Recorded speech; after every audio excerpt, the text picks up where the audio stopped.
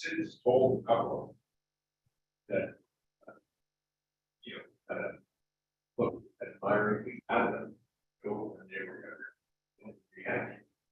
Just. Yeah, we slide jet, in other words. You have to slide jet. These, or what, Amy's, yes, whoever it is. That father beside girls. On. They, I think that was a part of it. That's part of it, that was a part of it. I think. Did you know these guys? He was a girl. Five star, he is. Well, I don't know who he is, but probably is. Maybe remind. Excuse me? Yourselves on mute. Excuse me?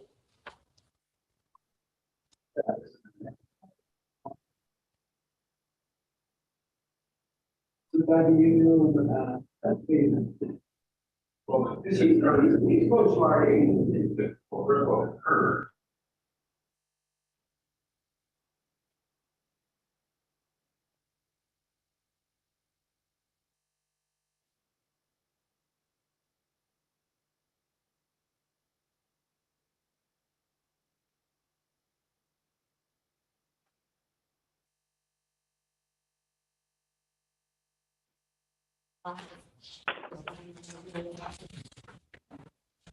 We're not going to start.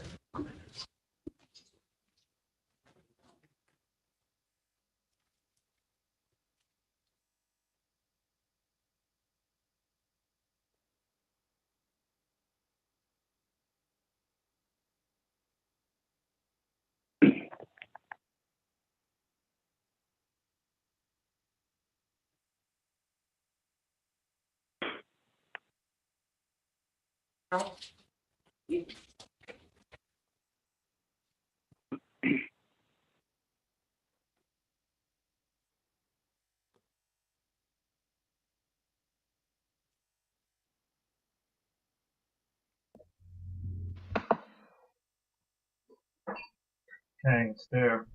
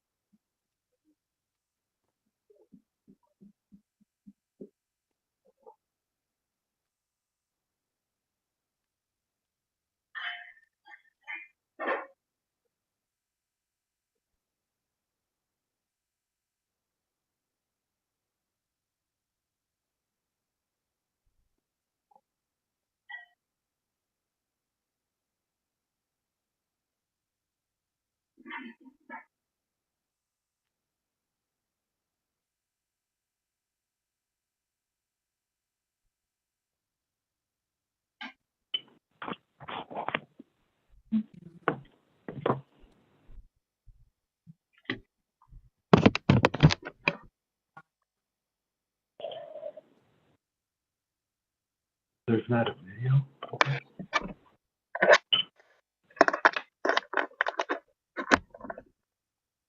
Oh, okay. Yeah, yeah.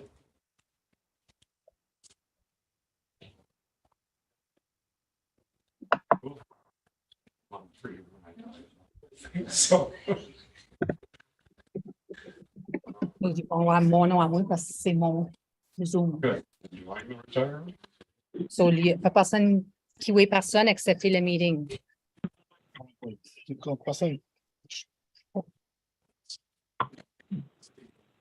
Yeah, construction.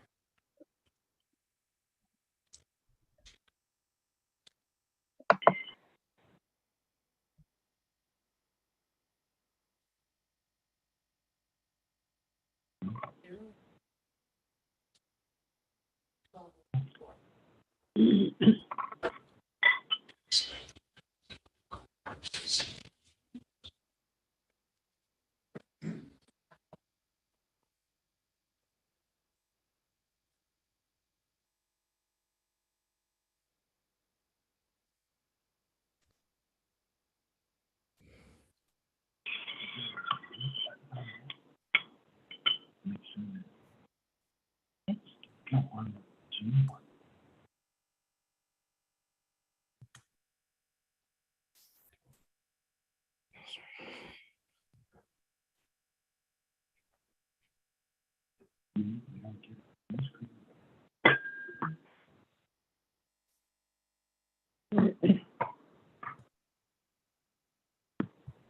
Good evening.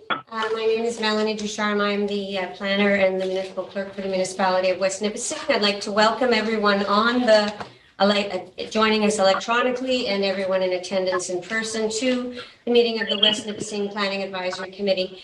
For those who are on the, have phoned in, if you would be so kind to put your phones on mute, because the phones create a lot of feedback. Right now, I can see a phone at a telephone number of it looks like 1440. If you could put your phone on mute, that would be really helpful. Actually, I have muted the phone, thank you. So anyone attending electronically, sorry, if you could keep your phone or your computer on mute until you wish to speak, it would be much appreciated. We are also live streaming this meeting, so those not wanting to participate can also view the meeting on our website.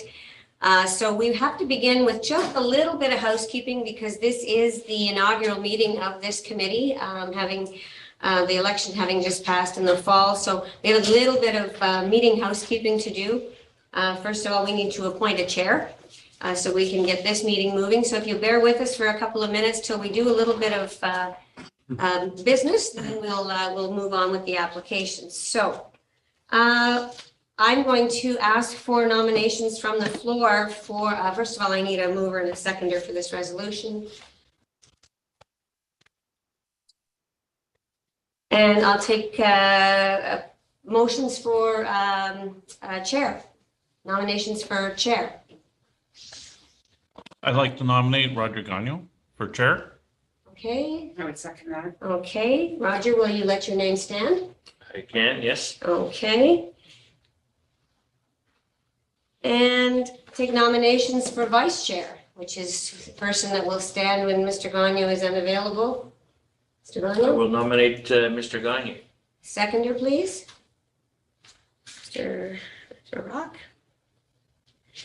Okay, so it is moved by Dan Gagnon and seconded by Anne Tessier. Be it resolved that pursuant to section 44(7) of the Planning Act, Roger Gagnon be appointed chair of the West Nipissing Planning Advisory Committee, and that Dan Gagnon be appointed vice chair of the West Nipissing Planning Advisory Committee for the term 2022-2026.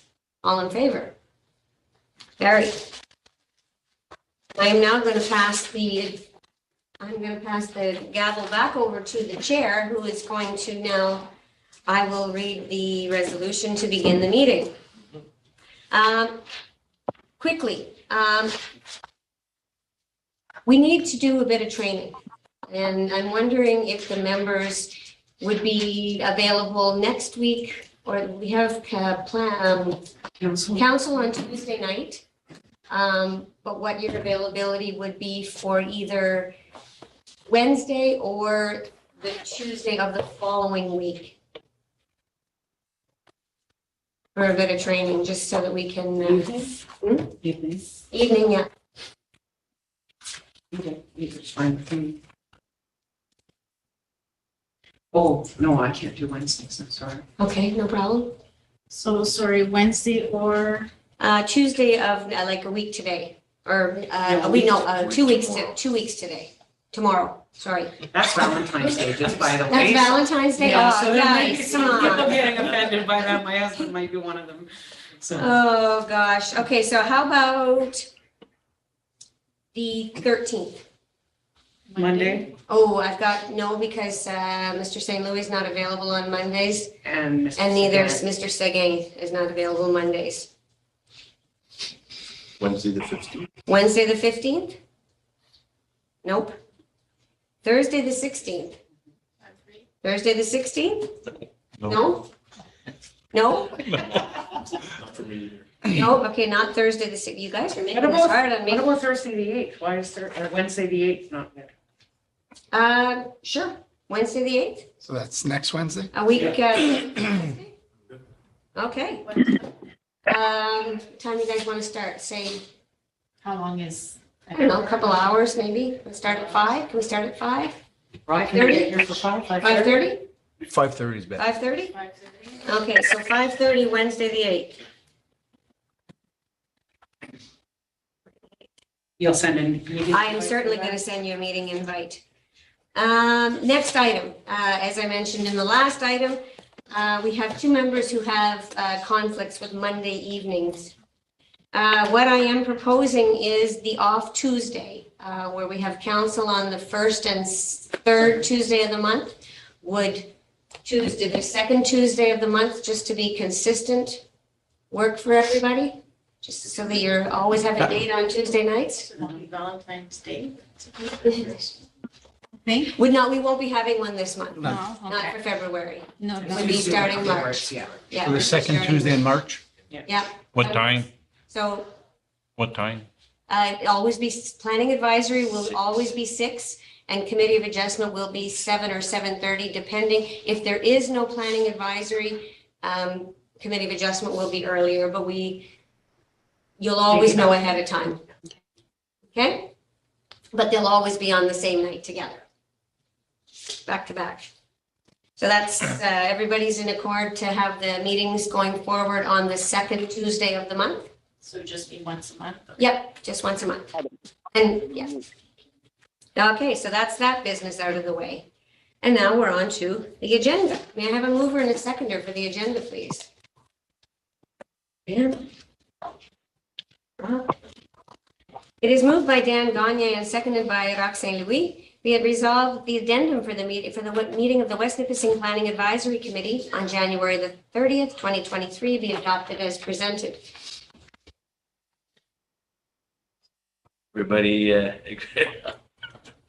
sorry, carried. Ms. Strickland.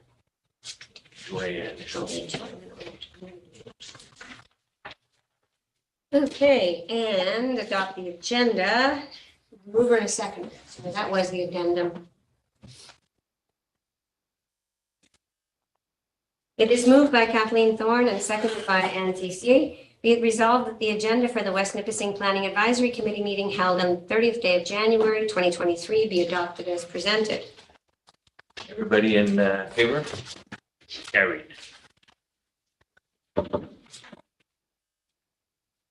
And we do have some minutes from the last meeting of the previous council. Obviously, none of you were there, but trust me, everything that was there is what it is.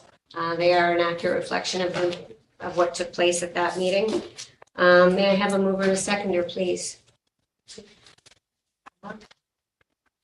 It is moved by Ann Tessier and seconded by Roxanne Louis. Be it resolved that the minutes of the West Nipissing Planning Advisory Committee meeting held on October the 17th, 2022 be adopted as presented.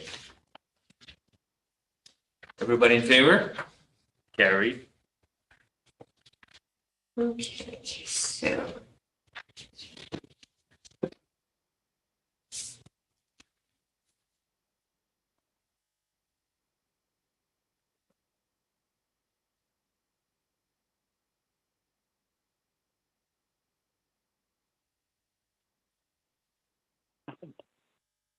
Okay, so we have a couple of items on the agenda tonight.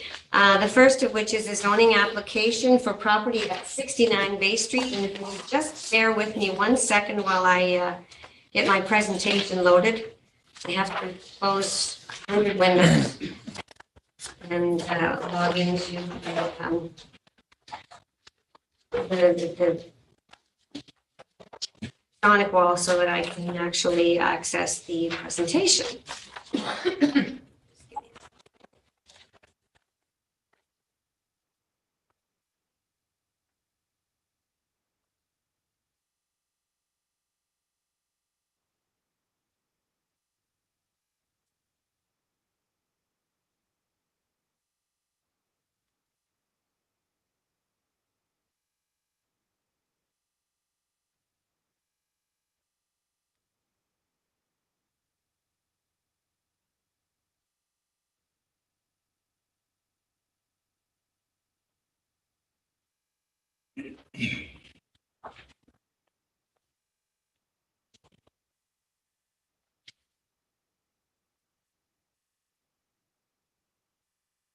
It always seems really slow when you're waiting for it.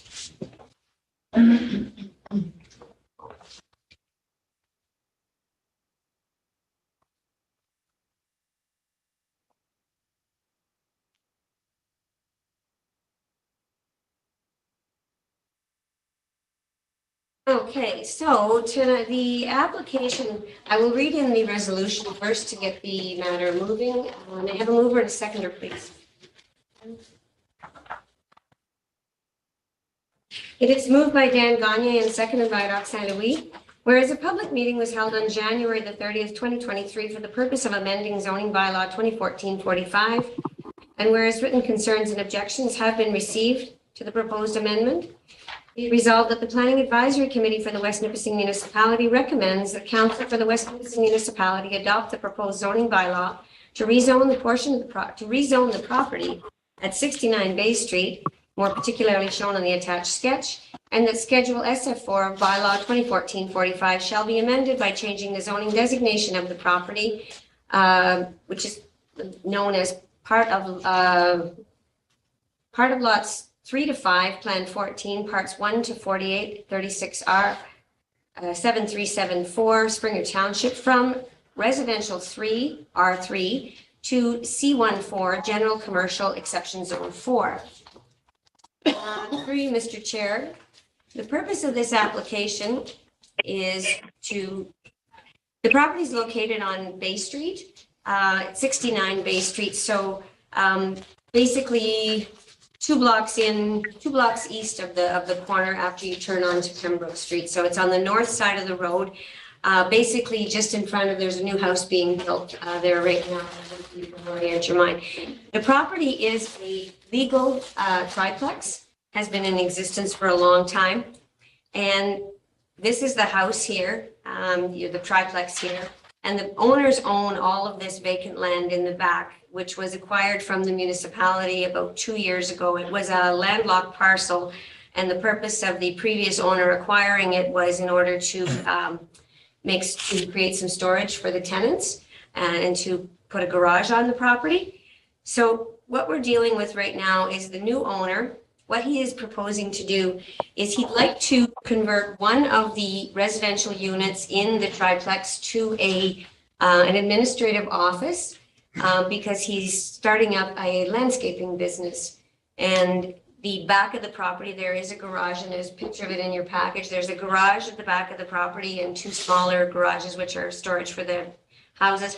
What he'd like to do is to store the equipment for the landscaping business and the associated trailers at the rear of the property, and to run the business out of one of the units. The rest of the property would remain residential, multiple residential.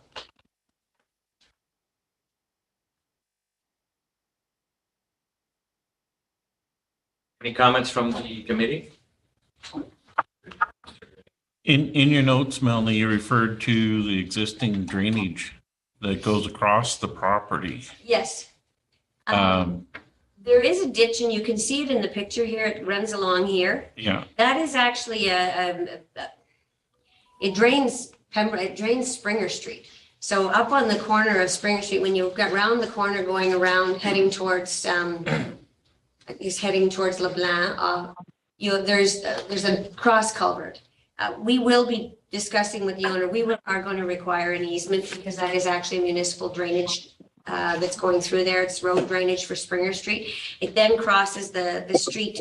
There's a big ditch here. There's a large cross culvert, and then it crosses and goes across the property. There's a pipe on the far side of the road. It enters the pipe there and goes down to the river from that. So you're proposing one of the conditions would be an easement across the cover. We're not that actually drainage. going to impose it as a condition of the rezoning. We're negotiating privately with the owner to do that. But that's an ongoing file. But it is recognized that there's municipal drainage and it needs to be rectified.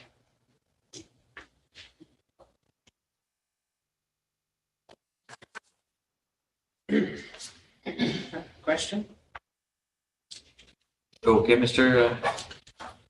You're okay. All right, So the pictures that are provided on page 17, 18, and 19, that's what the property currently looks like. So the gravel is already down, that property is already, there's no changes going on as far as there's no new buildings being constructed. Buildings will be used differently. No, So- what's there is there, on the property. Okay. There's no buildings proposed, the existing garage, it's at the back, there's a white garage that they're using, and the area he spread gravel, and the intention is to, a little bit of indoor and a little bit of outdoor storage. Some concerns were raised from the neighbors. I guess there was concerns with what is the property going to look like. In my recommendation, obviously there's about, 60 uses under the C1 zone. I am recommending that the uses be limited to administrative office and a contractor yard. So it's not a wide open general commercial zone. It's a very site specific general commercial zone for that particular business.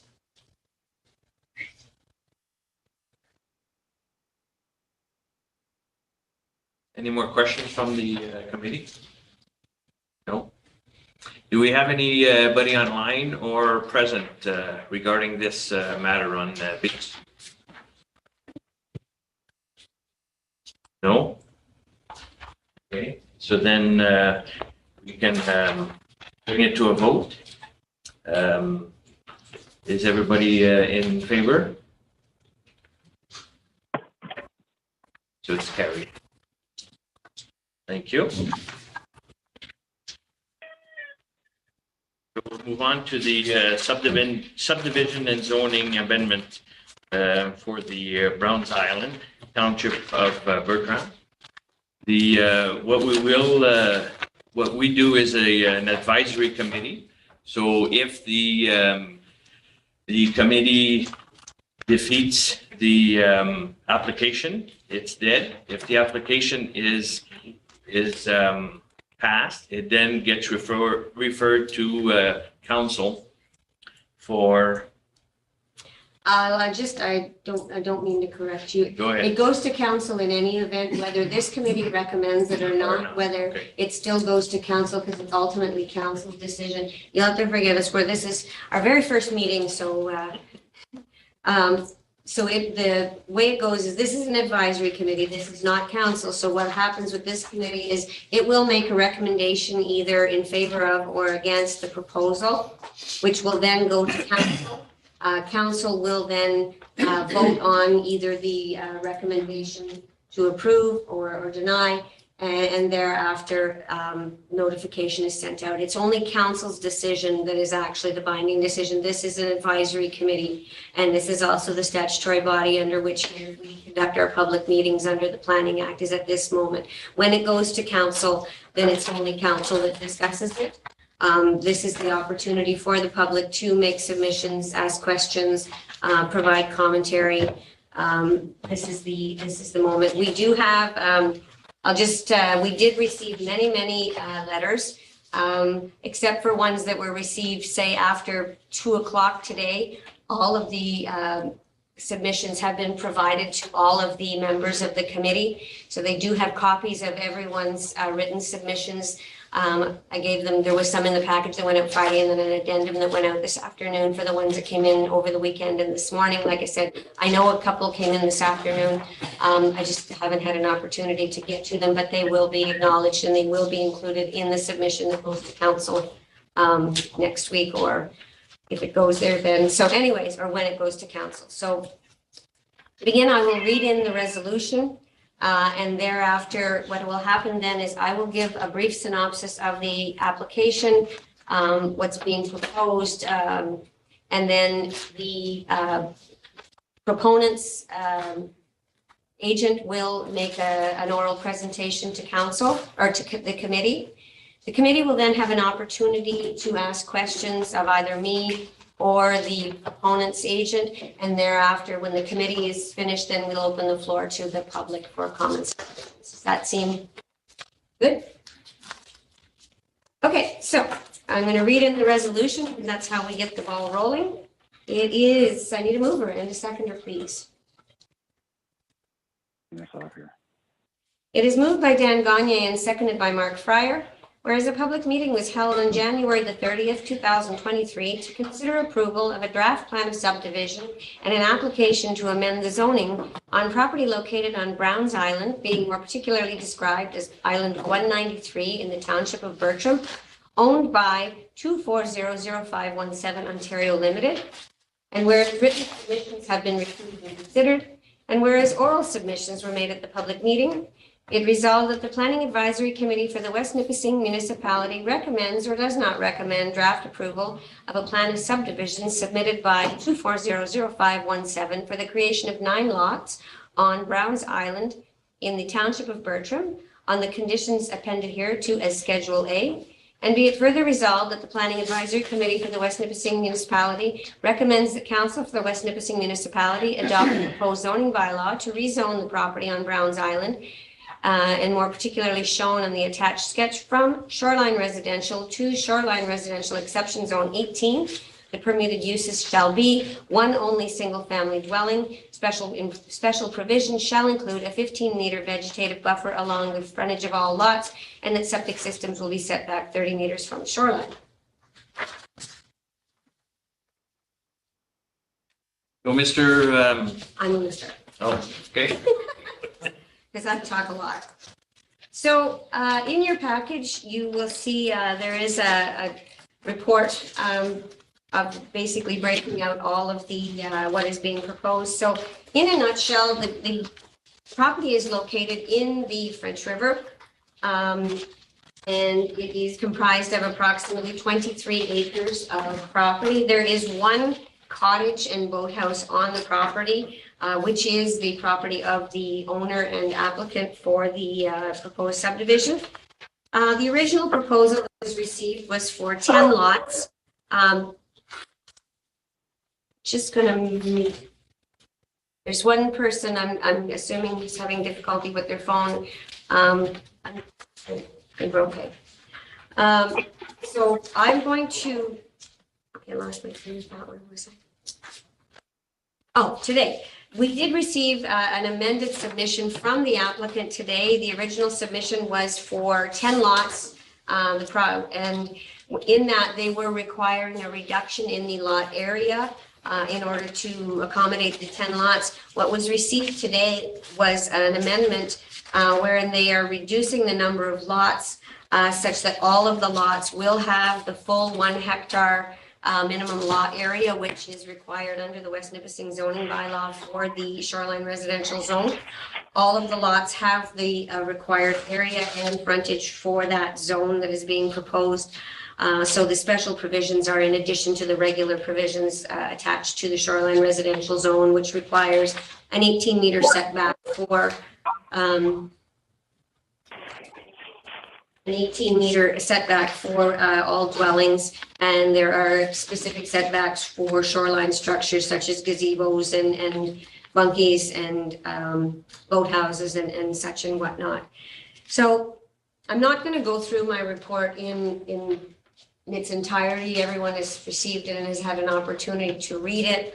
I am recommending that this application be approved on the condition that the owner will undertake an environmental assessment to address the concerns that have been raised by members of the public concerning species at risk, water quality, and other environmental constraints that may or may not be on the property, but in any event, they will, and the consultants for the owners have agreed that they will undertake that as a condition of this approval. So before it comes back for any kind of final approval or the entering into of a subdivision agreement, I'm just trying to see where the noise is coming from. So before this would come back to council for a subdivision agreement in the future, there would be an environmental assessment carried out, and the results would be relayed to members of council. And in the event that there were any things identified that would be either addressed through recommendations of the environmental assessment, or in the event that the environmental assessment indicated that, you know, there should be reductions or changes or setbacks or buffers or any recommendations arising out of that study would be incorporated into the subdivision going forward. So I'm going to stop talking and I'm going to ask the proponents agent to walk us through the proposal and the documents which were submitted in support of the application. Mr. Goodrich?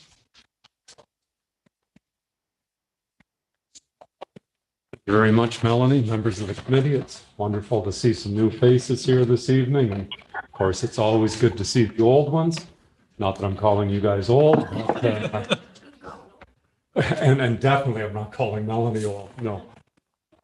Anyway, my name is Paul Goodrich. I'm a local Ontario land surveyor and land use planner. Been practicing in the North Bay area for and West Nipissing area for approximately 33 years now. For those of you that are not familiar with myself, I'm here this evening representing Mr. Rene Bertrand. I know it was read out as a numbered company, but Rene Bertrand is the owner of the numbered company, and it is Rene that will be living on the island. His intention is that this will be his summer home. He intends to renovate the existing cottage that's on the island, live there for the summer months, and then winter someplace else.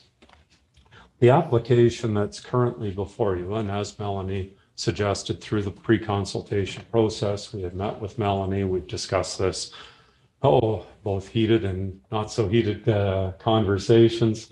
And we've submitted the current plan no, that's the original plan, sorry.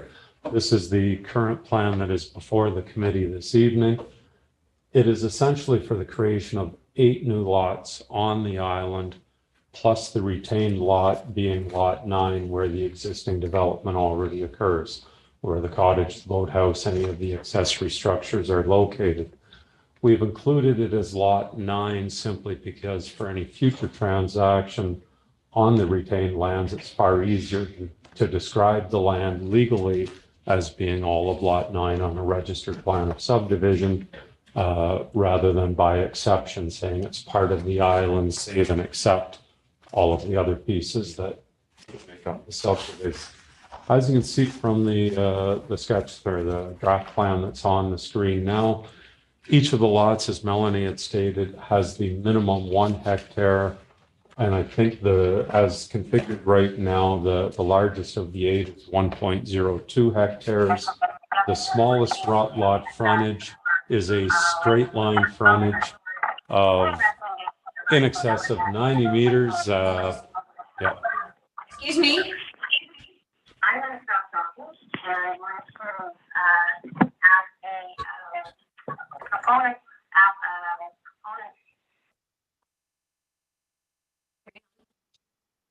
Go ahead. Ready to go again? In any event, I was saying that the smallest lot frontage is in excess of 90 meters, a little over 300 feet, and that is a straight line distance just between where the 2 sidelines meet the water. The actual linear frontage along the water itself is obviously much, much greater on some of the lots and is greater on all of the lots.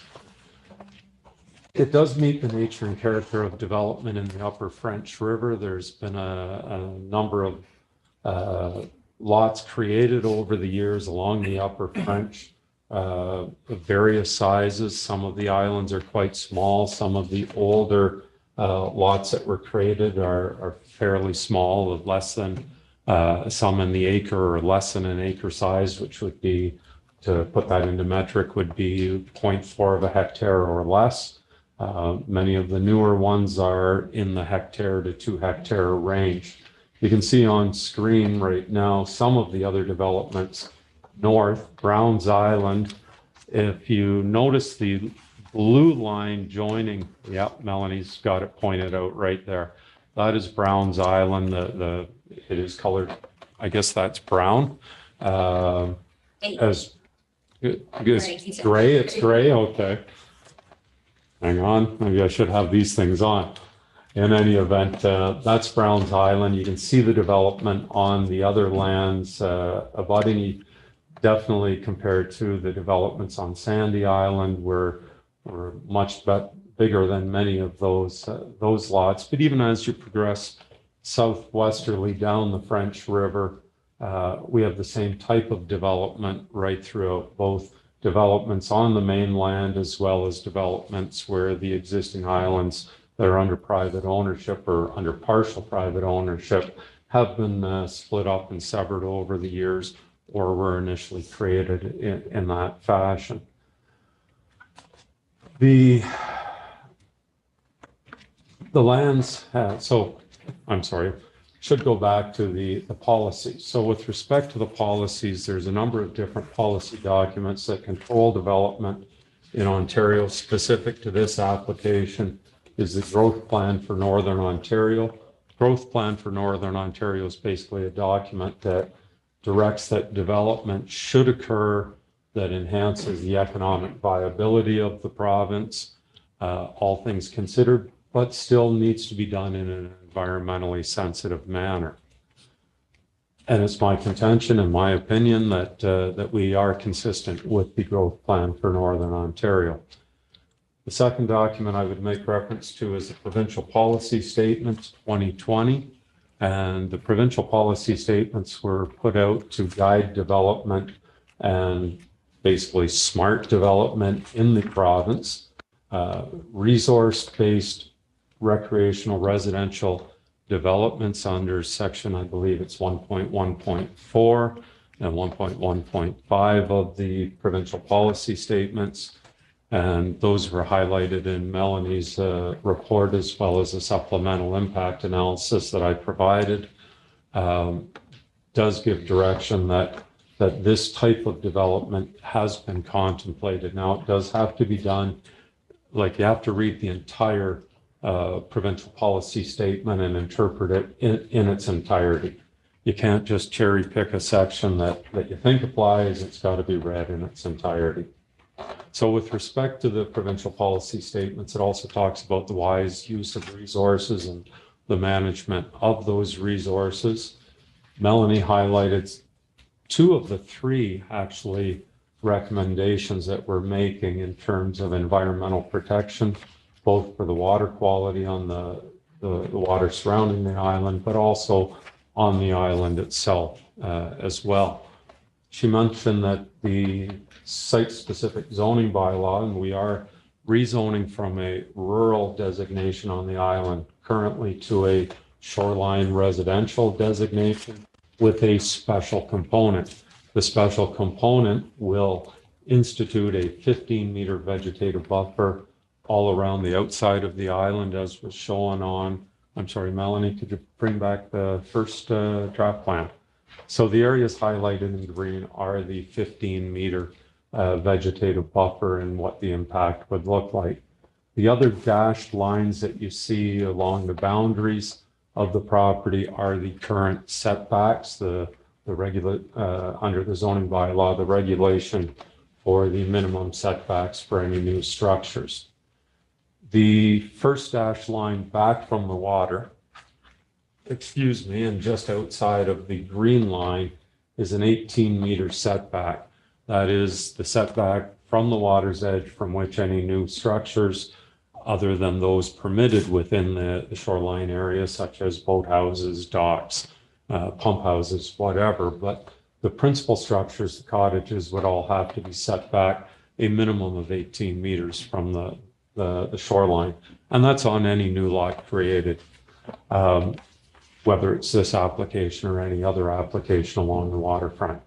The inner dashed line is the 30-meter setback that we've recommended and agreed to for the septic systems. And then in addition to that, one thing that Melanie didn't mention, but that we have confirmed with our client, we brought it up to him that all of the new septic should be tertiary systems. Tertiary system gives a greater amount of processing of the effluent on the site to prevent any seepage off-site. They are basically the highest level of septic system that is commercially available. Mr. Bertram, when we brought this up to him, said, Well, that's exactly what I'm proposing for these lots. It's the EnviroSeptic system. And he sent us all of the details on it. It is a tertiary system. And just to back up a little bit further too, Mr. Bertrand's intention with developing these lots is not to develop all 8 at the same time. Mr. Bertrand is also a well-known builder and contractor. He's well known for the quality of the work that he does. And he will only sell these lots to individuals that will have him under contract to build a cottage for them and install the septic. So he will be able to control the quality of the development on the island.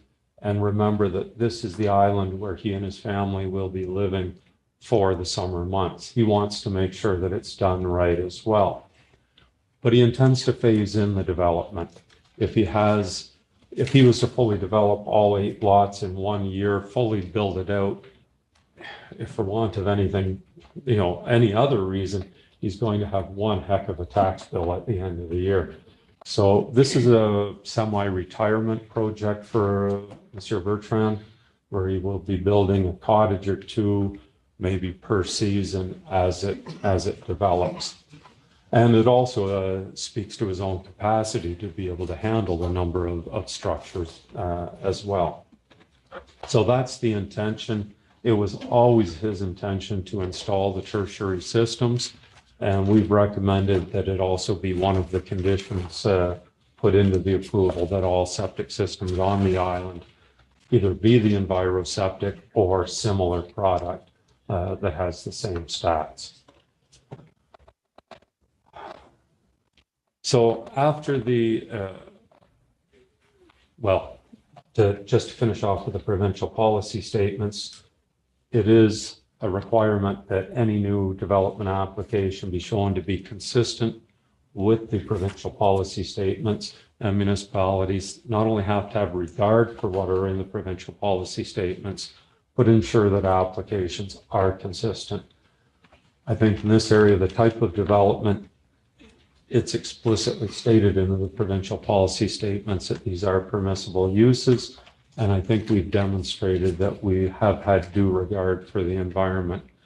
In this particular instance, we cannot get an environmental assessment done on the island during the winter months. And that's why it's been recommended that it be a condition, so that before this gets brought back to council for the final subdivision agreement, that by that point in time, we've had an opportunity to have, most likely it'll be FRI Ecological Services. They're a local, very highly regarded environmental firm that we've hired in the past to do similar work. And they've, I believe even the municipality has hired a FRI to do their work. But if they're unavailable, it will be a company of equal qualification. Anything that comes out of their report, of course, will be incorporated both into the subdivision agreement, but most likely also incorporated into the special provisions of the special component of the zoning bylaw. So if there are areas that need to be set aside for environmental protection, we can amend the zoning bylaw to show this much of the island is being directed into a shoreline residential SR category, and these areas will be set aside as EP or environmental protection. And so when the final bylaw comes back before council for the vote at that point in time, then it will be apparent exactly where the environmental protections, it will be tied into the report. Sorry, Melanie, did I misspeak?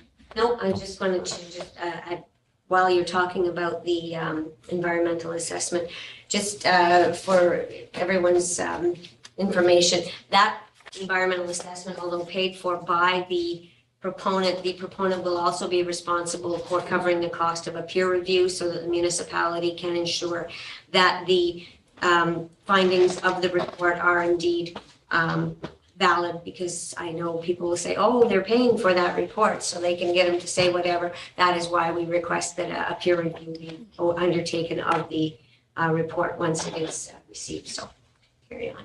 Thank you. Okay, so I think we've demonstrated that we are consistent with the provincial policy statement. The next policy document is the official plan that guides development within the municipality. And part of the rural development policies, shoreline development policies of the municipality do direct that developments of this nature are in line with the policy of the municipality, as long as we've, taken everything else into due regard.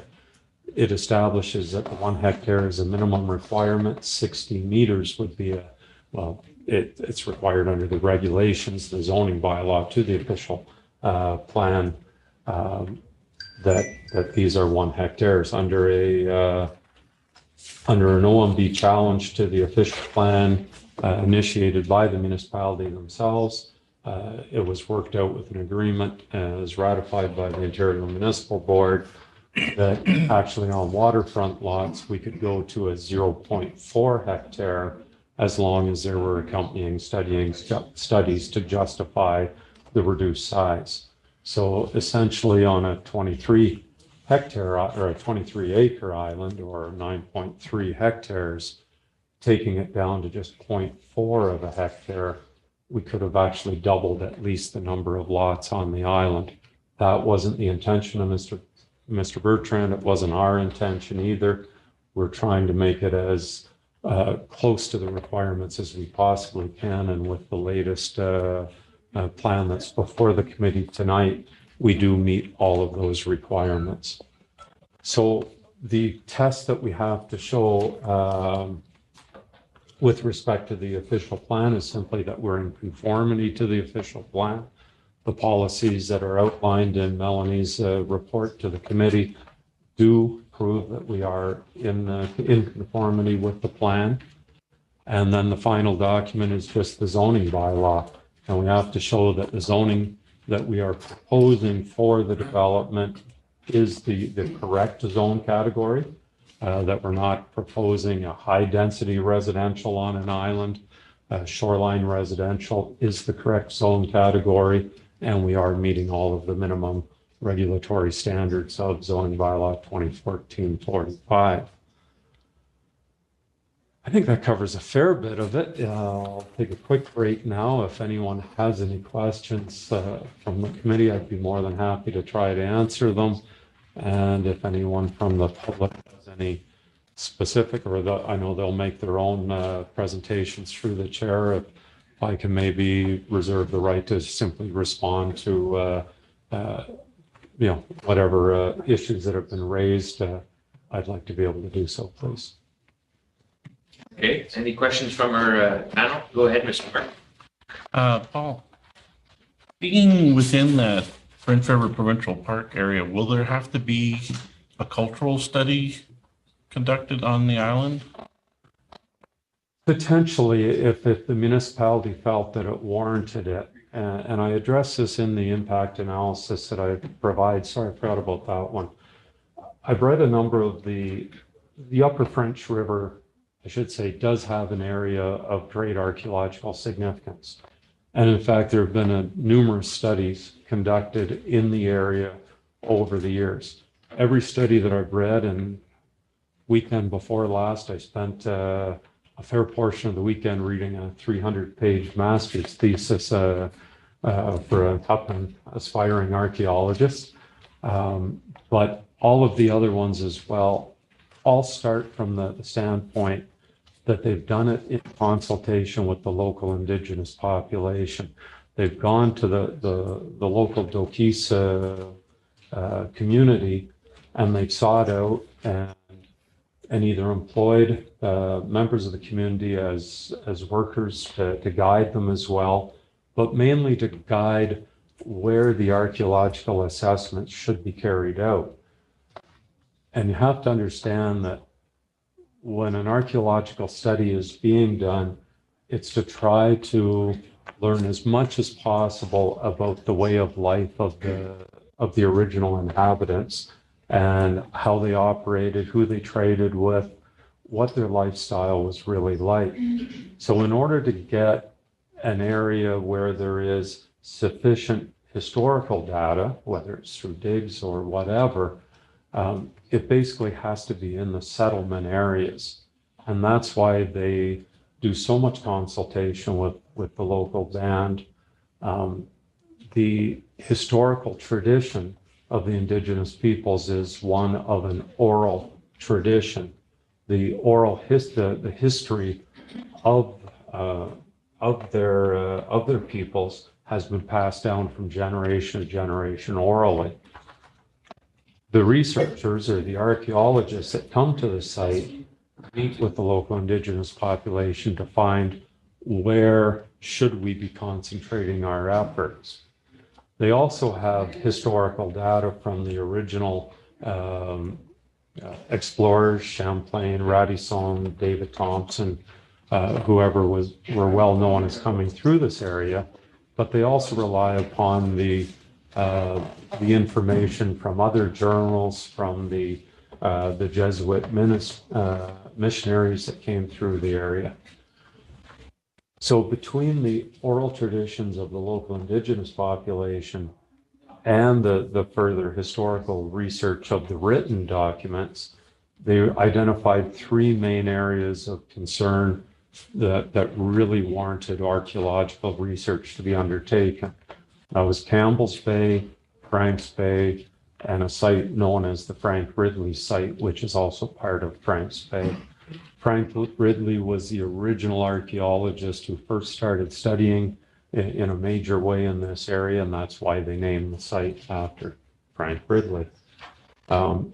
These sites did yield a number of artifacts and gained tremendous insight into the day-to-day lives of the people at the time.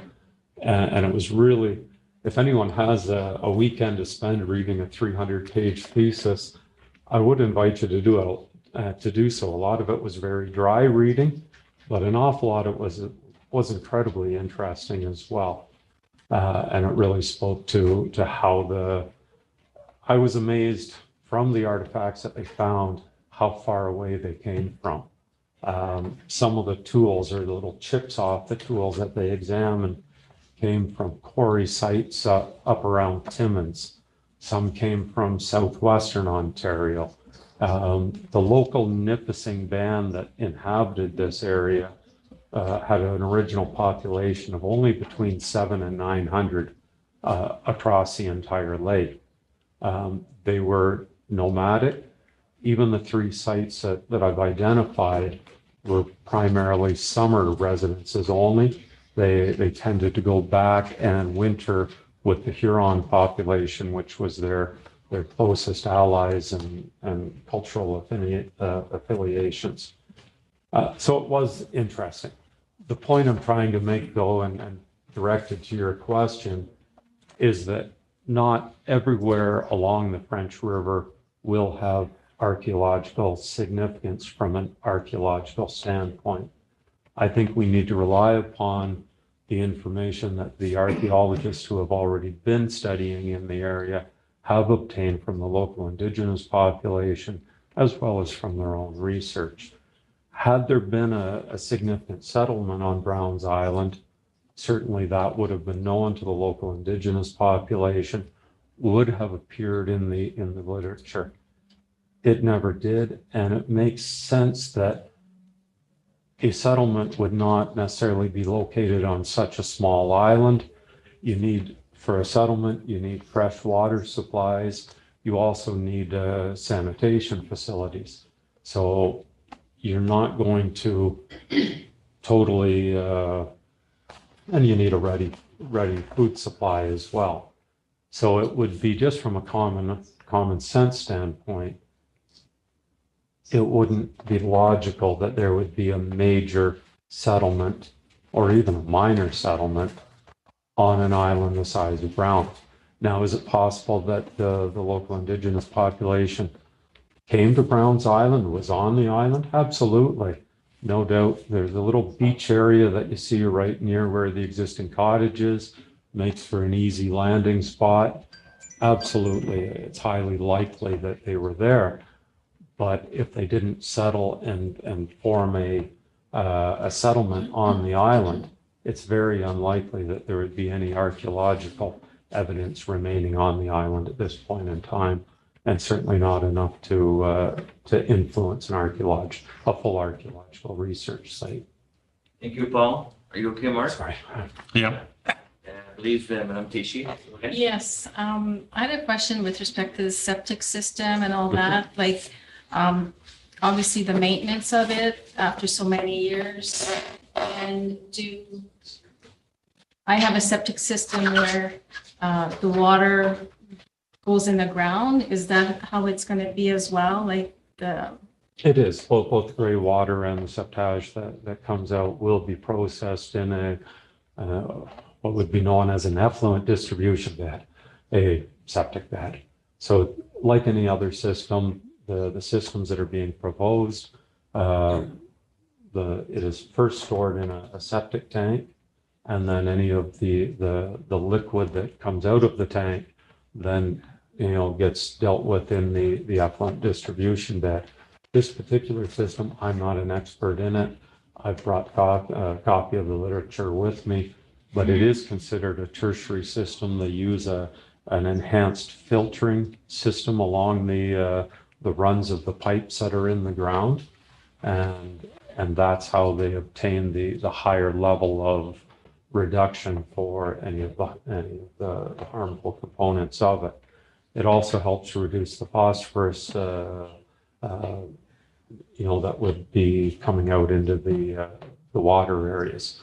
Most tertiary systems are typically between 95 to 98% or higher successful in reducing the phosphorus output.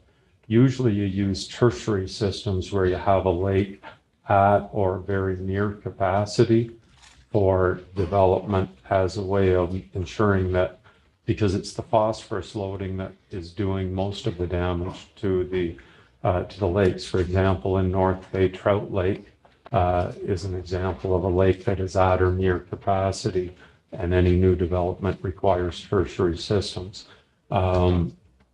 Which Lake, Cache Lake in the municipality of West Nipissing is also at or near capacity. And any new septics would have to be set back at least 300 meters from the shoreline. Lake Nipissing is not at or near capacity. It is also a warm water fishery, not a cold water fishery, such as Trout Lake. So it doesn't have the same requirements for the reductions that you would typically have. But I think Mr. Bertrand is taking that extra step. He's saying it's not required, but he's insisting on these systems being installed. I should point out as well that the North Bay Mattawa Conservation Authority, we arranged for a representative to attend on site, and this was still when we were looking at the 10 lots. So the North Bay Mattawa Conservation Authority sent someone out to assess each of the 10 lots at the time, and now 9 lots in total, for the ability to have both a primary and a secondary location for a class 4 septic, which is what's known as a standard septic system.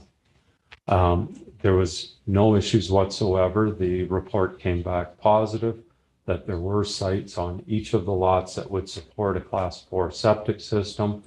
And those are just basically your standard beds. And like I say, we're going with a tertiary system on each of these. Thank you, Paul. Oh, I'm sorry. Just one other point about the Conservation Authority. If there was any serious, even though in West Nipissing, the Conservation Authority has no jurisdiction for anything beyond septic system approvals, but I can't imagine that a representative of the North Bay Mattawa Conservation Authority would attend on site, and if they saw an environmental concern, not have brought it to our attention or to the owner's attention.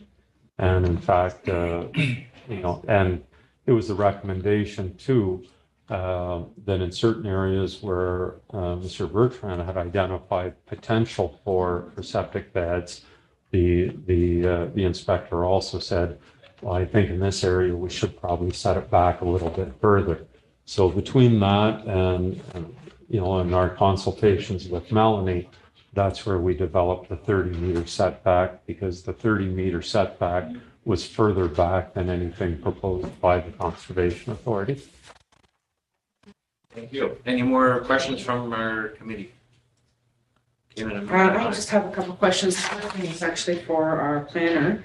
On page 33 in the original document, it says the current zoning is shoreline residential, but several times you've said that the zoning is currently rural. No, the zoning is actually shoreline residential. I didn't want to correct Mr. Oh, Chairman. It is actually already shoreline residential. I'm sorry, it was rural previously, so like Many, before, many years ago, my but my our apologies. bylaw Yep. has it designated Okay. as shoreline Okay, residential. sorry, I just wanted to No, it be is. clear Yes, sir. what the change was being. When you go to a exception zone, are the provisions that we set out listed as part of the zoning bylaw? So they're there in perpetuity on those lots. So let's say if you're doing exception zone 18, are the like the setbacks, so say a 30-meter setback or a shoreline buffer, are those actually written into the zoning bylaw so that they survive any transfers on property and they are maintained throughout? Yes, through you, Mr. Chair, all zoning amendments are living, they're part of the living bylaw, and all the exception zones are incorporated, and we do a compilation every couple of years to put them all together, but all properties that are rezoned or have amendments done, they are part of the living zoning bylaw. It runs with the land, not with the owner. Okay, so when we redo a zoning bylaw, so if we update the zoning bylaw 2 years from now, those will carry Carry through, they will transfer. Additionally, there had been a talk at one point a year ago about secondary dwellings being permitted on shoreline residential property. Now, that's not the case with the current bylaw, but if our zoning bylaw were to change, would that change the allowances on these lots? That would be obviously a discussion for council in the future. Should council wish to change the actual, because currently our bylaw does not allow second dwellings in the shoreline residential zone. It was brought to Planning Advisory Committee last year, and there wasn't an appetite to go there. Given that a lot of shoreline residential lots are already undersized, it would be difficult to police it to allow it as of right. So it was determined that it remains something that if you want one, you have to come for a site-specific zoning amendment. So I have noted that there would be one only dwelling. So if this is an exception zone and it says, you know, that's what it is, that exception zone lives, even if the, you know, the general bylaw were to be amended, that doesn't change. Okay, so if the exception zone says one dwelling unit permitted, That's that correct. would stay even if the overarching zoning change, like the rules for the overarching zoning change. Yes, and that owner could come back, you know, and say, hey, you've changed the whole bylaw, I'd like to amend my zoning again, but that would be a site-specific zoning amendment again. Okay.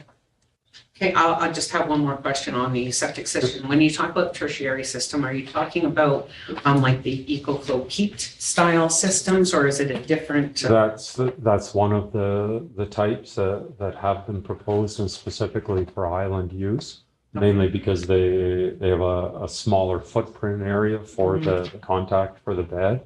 Yeah. But with the peat systems, the peat has to be changed every 8 to 10 years, of course. They also require a maintenance contract from the manufacturer that requires them to be inspected every year for them to stay good. And so it's, Exactly. you know, they're better as far as the job that they do. But on an island location, I would think that they're also harder to maintain if you want to get the inspections done on the manual.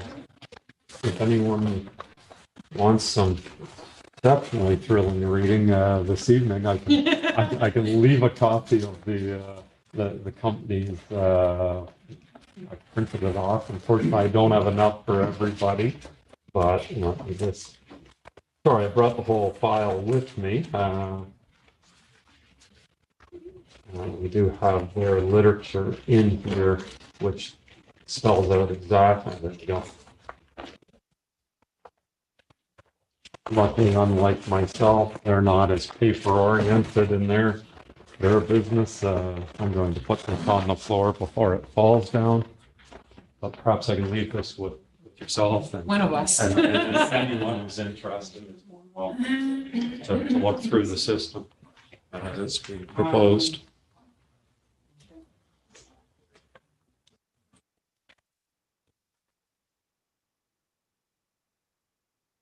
Sorry, Are we I okay? think I'm okay. I All feel like I right, have one all more right. question, but I just. Because of time But restraint yes, also, that's- and you we can have go. another meeting coming in shortly. We do have to continue and give time to Yeah, our, so- Of course, thank you, and, Paul. and any questions, I'm still here, so. Absolutely. So I will Very open it, I will open it to the floor. And anybody that's here that would like to ask a question, please, first you need to give your name and address so it can be added to the minutes of our meeting. Okay? Go ahead, sir. My name is Tim Bremner, and I'd like to, if the committee and our worship Roshan would permit me, put on a brief presentation with our position. We don't have access to outside computers, can. Okay. We are limited with the computer system, sir. If you, Unfortunately, it's a closed, I'm on Zoom and I'm happy to share my screen. we have another meeting in 1 minute. How long is this presentation, sir? I can keep it to under 10 minutes. Guys, we have another meeting at 7 o'clock. Could I recommend, this is Paul Zugala, could I recommend that we maybe reconvene at another time, because it seems like there are quite a few of us who'd like to say something about this, and I don't think we'll be able to address it all today. Yeah. When we scheduled the meeting, we underestimated the time we were going to need and the concerns that were going to come forward. So unfortunately, we're running a little short, and we do have another meeting right at 7 o'clock, and I know there are people online waiting for that. What do we want to do? Would you like I feel bad because there are a lot of people who showed up in person to come and present. I would be happy to make a motion to defer, but our next meeting is now, March, whatever it was. March 8th, I believe. Yes. Yes. Well, if the environmental impact wouldn't happen until the spring or summer anyway, it's Can- not like excuse we're in a me, rush can- to do things. Excuse me, can you, whoever's speaking, can you give me your name, please? Yeah, it's Paul, last name Zogala, Zogala. I'm sorry, sir, I didn't catch that. Paul? Zogala. Okay, thank you. So I'm just gonna see what the committee wants to do. There are a lot of people here, and there are also 20 matters on the other meeting. We could certainly extend for maybe 15 minutes, but I don't know that 15 minutes is going to get us very far.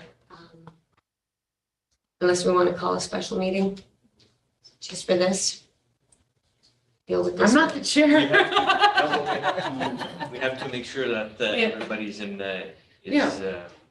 would you all consider a special meeting, or we should postpone it till next month? And then I feel bad for the people who showed up for tonight's meeting. But does anybody have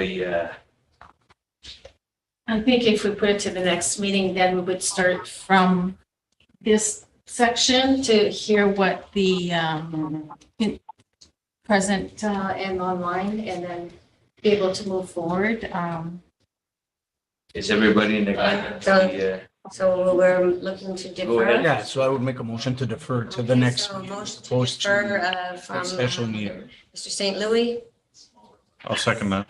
Okay, Mark. I will give a chance to everybody to put in their. Okay, so it is moved by Rob St. Louis and seconded by Mark Fryer that the decision on this matter be deferred until the next meeting, which is on the March the 14th. Yes, it's Tuesday, March the 14th. Same time. everybody? Yes, 6 o'clock. This will be the first item on the agenda, and we will start with public input. That's correct. Correct. So,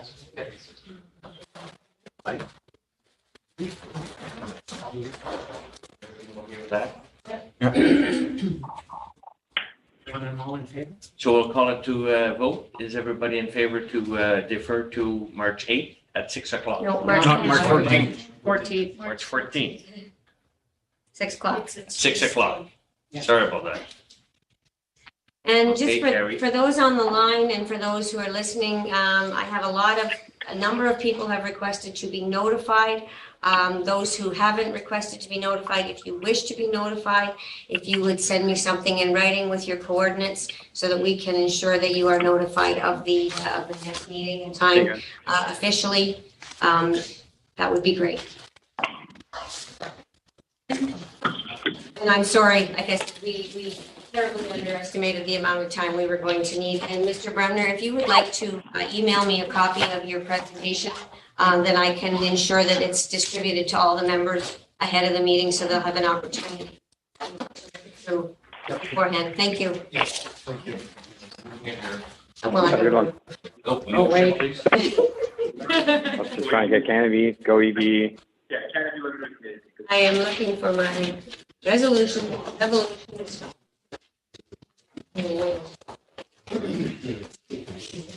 Okay, I can move to seconders for the adjournment. Moved by Nancy Stevens, seconded by Mark Fryer. Be it resolved that the West Nipissing Planning Advisory March 14th. Carried.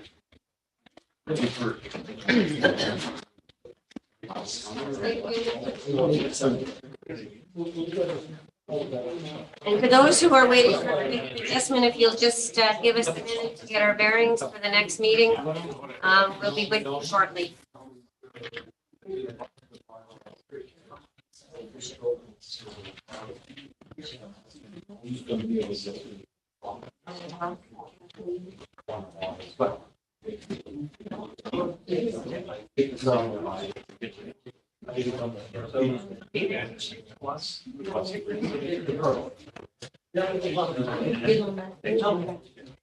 Can I do it on Zoom? I'll do it on Zoom. Anybody can do it. On next. Anybody who wants to. Roger's going to attend, but he's back in Florida. Tu es pas dans l'eau? OK. OK, ben bonne soirée. Oui. Oui, on se voit mardi. Ouais, pas demain, mardi prochain. Oui. C'est sur mon agenda, pas dans ma tête. Ouais, moi pareil.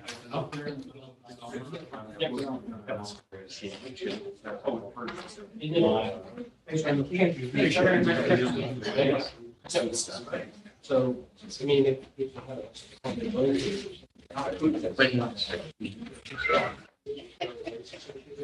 You just hanging out for the good times or what?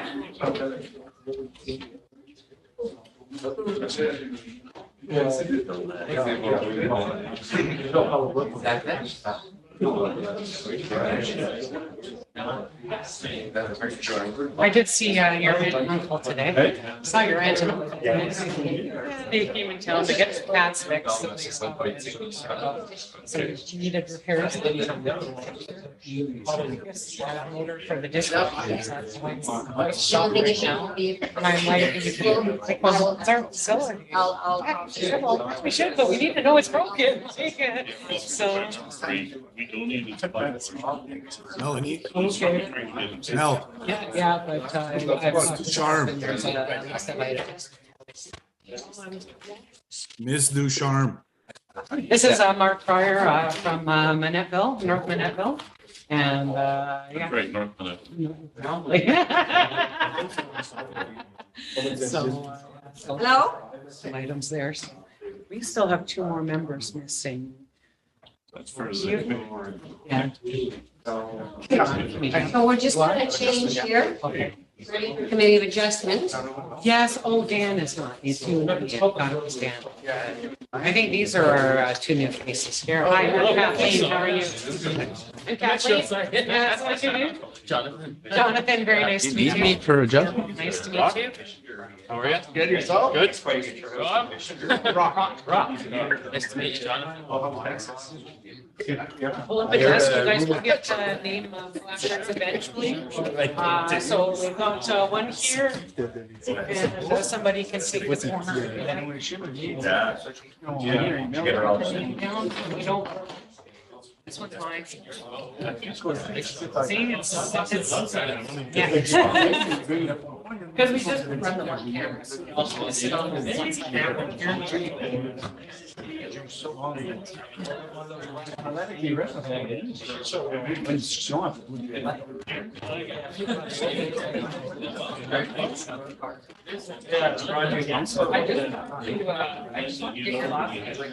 Hello, you are, well, nice to meet you. I'm Melanie, there's your agenda. Trial by fire.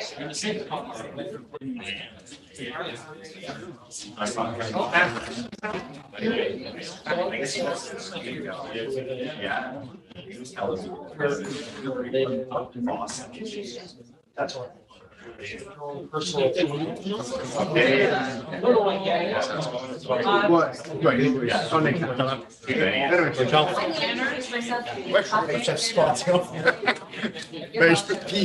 Vem på det feeling.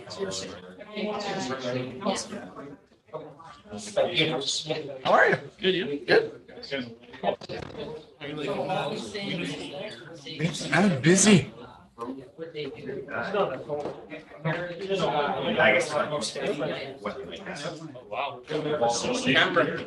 camera, we are live.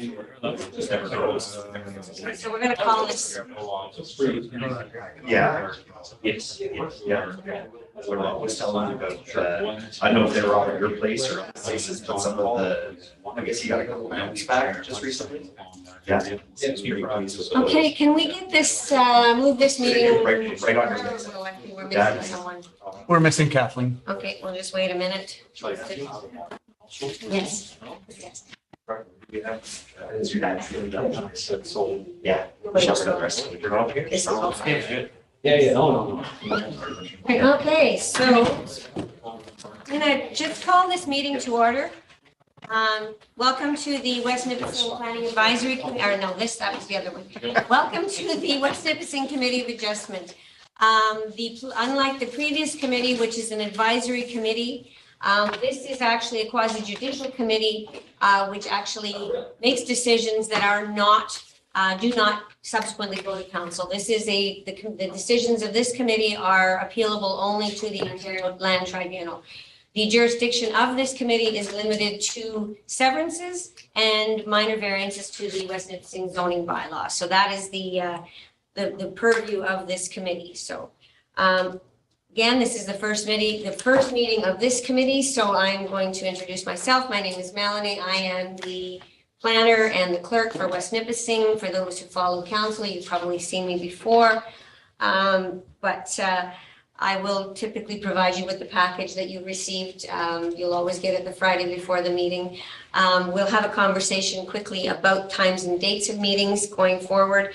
But to start the meeting, what we need to do is I need a motion from the floor to appoint a chair. So we can actually move the meeting. Madam Thorne. I'd like to nominate Roger Daniel for chair, please. Do I have a seconder? Seconded. And I need a nominee for vice chair. Don't everybody talk at once. I'd like to nominate Roxanne Newby, please. And seconder. I will second. Okay. And so.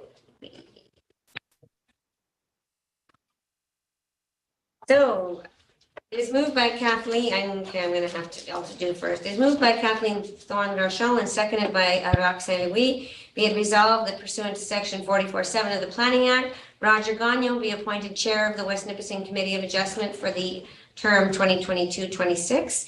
And it is moved by Kathleen Thorne and seconded by Roger Gagnon that Roxanne Louis be appointed vice chair of the West Nipissing Committee of Adjustment for the term 2022-2026. All in favor? Carried. Okay. And because this committee statutorily is required to appoint a secretary, we're going to appoint me. Because unless somebody else would like to take minutes, no? So I need a Do you move. need to be nominated? I do. I need a mover and a seconder for the resolution. It is moved by Kathleen Rachon and seconded by Roxanne Louis. Be it resolved that Melanie Ducharme be appointed the secretary of the West Nipissing Committee of Adjustment pursuant to section 44(8) of the Planning Act. All in favor? Carried. And now we will move on to the agenda. We have a fairly busy agenda, but it's not as bad as it looks, I promise. I'll walk you through it. Mover and a seconder to adopt the agenda, please. And Mr. Campbell, I'm sorry, is your first name Campbell? Campbell. Your first name is Campbell, last name Anderson. It could be either. I know, that's why I asked. It is moved by Roxanne Louis and seconded by Campbell Anderson. Be it resolved that the agenda for the West Nipissing Committee of Adjustment meeting on January the 30th, 2023 be adopted as presented. Everybody in favor? Carried. Thank you. And I know you guys weren't at the meeting in October, but we do have minutes from that meeting that we need to just move forward. I could have a move. I don't know, can we just, Yes, point of order here, can we set because we have two members here Yes, that were you're not right. attending the last meeting. Thank So we you. should clarify the future date and time of meetings That is and correct. for orientation. Thank you, training, Madam please. Thorne. I gave away my copy of the agenda, so I'm currently flying blind here. Can we share, please? Absolutely. Please share. I thought I had an extra copy and I didn't. Okay, so yes, future meetings, time and date. This was a topic that we talked about at the previous meeting. Mondays are not good for members, a couple of members on that other committee. And it was suggested that perhaps we go with the second Tuesday. Normally it was the second Monday. And the request was to make it the second Tuesday of the month. Is that okay? Going forward? It seems to work for everyone? Okay, so that's perfect. Just by way of explanation, we typically hold planning advisory and committee of adjustment on the same night. Typically, planning advisory doesn't fill the seats like that, but, or it was earlier. However, we will, we will usually do planning advisory first, and committee of adjustment second. I might do it the opposite next month. I haven't made up my mind yet, but just to give, we have a lot to cover, but anyways, it'll be on the second Tuesday if everybody's good with that. Training and orientation. At the previous meeting, we had a conversation about doing a little bit of training so you guys aren't thrown in at the deep end of the ocean. It was suggested that next Wednesday, the 8th, was it the 8th? Yes. Of February.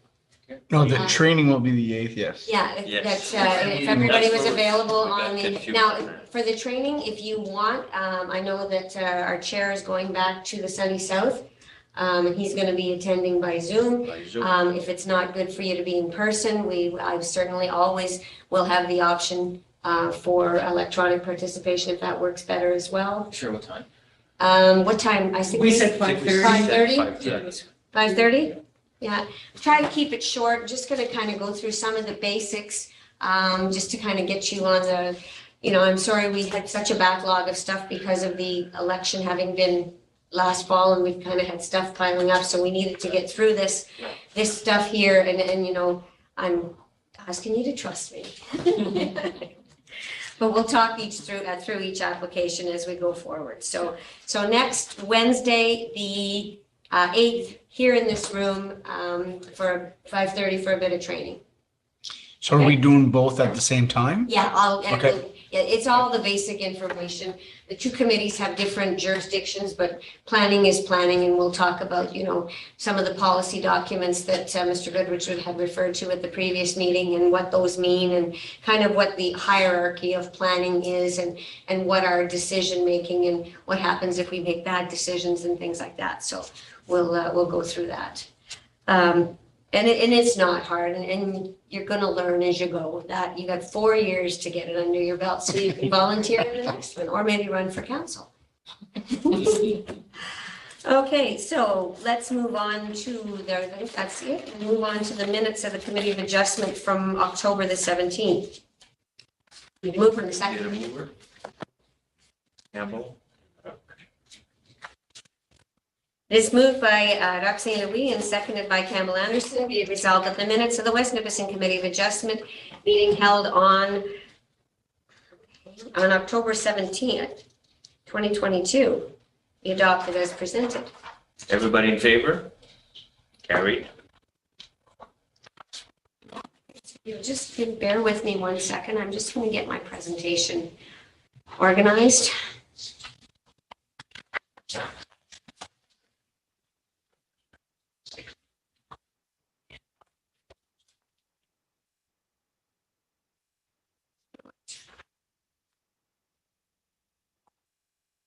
Slower in here.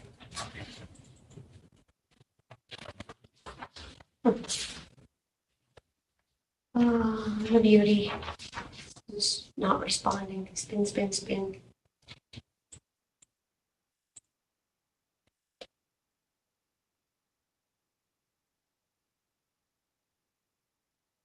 Oh, it's because I lost my connection. Just give me a quick sec.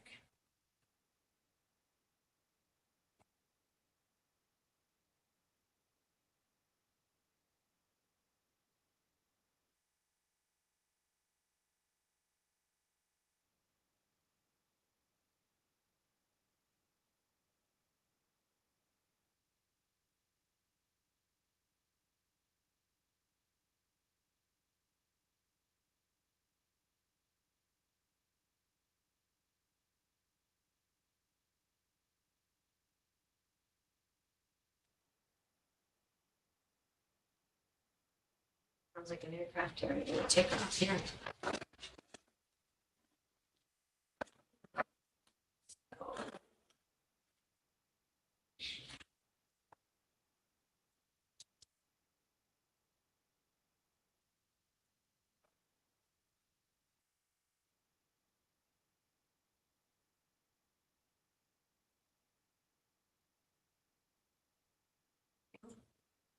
A quick second. I don't know why it's in. For some reason I can't see my presentation.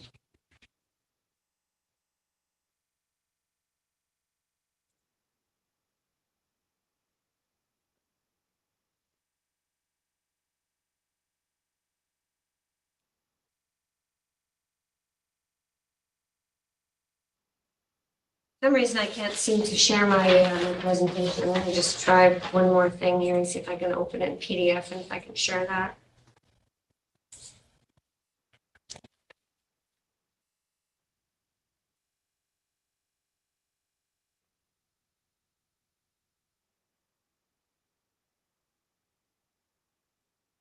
Anyways, while I fiddle with that, we will go on to the first application, although it would be a lot nicer if I had my presentation. Do all of you have your agenda? So you've got your copies of the sketches that are relevant to each of the applications? Because for some reason I'm having difficulty sharing my screen. I don't know why. Try one more time.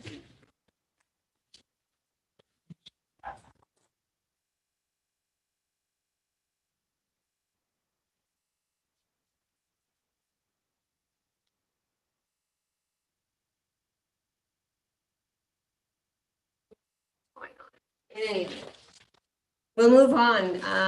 First application is an application made by Réjean Venn and Danielle Venn at 261 Bear Lake Road in Newton Township. May I have a mover and a seconder?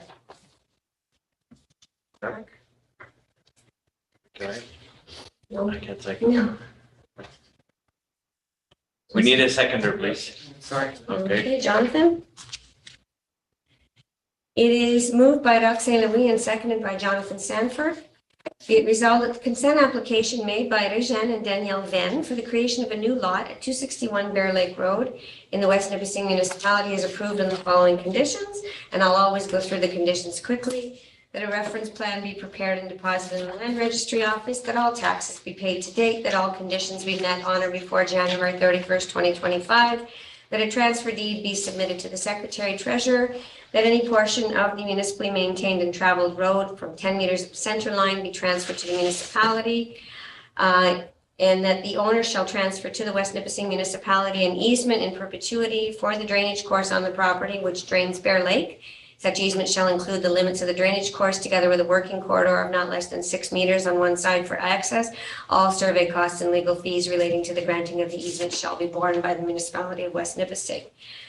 Through you, Mr. Chair, what is being proposed here is a new lot on the east limit of the property owned by Mr. and Mrs. Venn. It is a large parcel. It's a half-mile wide and a half-mile deep. And it is a very big property. The new lot is being proposed is 100 meters in width, 400 meters in depth, well in excess of the requirements of our zoning bylaw for a lot in the rural area. There is, I had my aerial and I was able to share my screen. You'll see there is a swamp, kind of a swamp. There's a wettish area at the back corner of the lot. However, we have determined that there is still quite a significant building envelope in the southwest corner of the property, which would be suitable for building. Obviously, there are setbacks from water courses, be they natural water courses or local water courses. So there's obviously the building department would ensure that the setbacks were adhered to from the water course that is at the back of the property. That's about all I got on that one. Any questions from our panel? No? Okay. Any question from the public? No? Okay. With that, we'll call it to a vote. Everybody in favor? Carried. So just for the public's information, following the meeting, you will get an official notification in the mail of the decision of the Committee of Adjustment, which will set out all of the conditions that were read, as well as start the clock ticking on the appeal period, which is 20 days from the date of notification.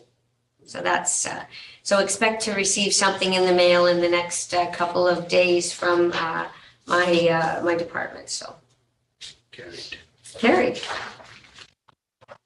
Okay, we move on to the next item. Item 602/23, Northland Farms and Contracting. I'm gonna pull my files out because I don't have a copy of the agenda. Yeah, me too. For some reason, I got multiple copies of planning and no copies of Committee of Adjustment. It must have had a small technical issue, so I'm just going to pull my files out so that I can actually build it.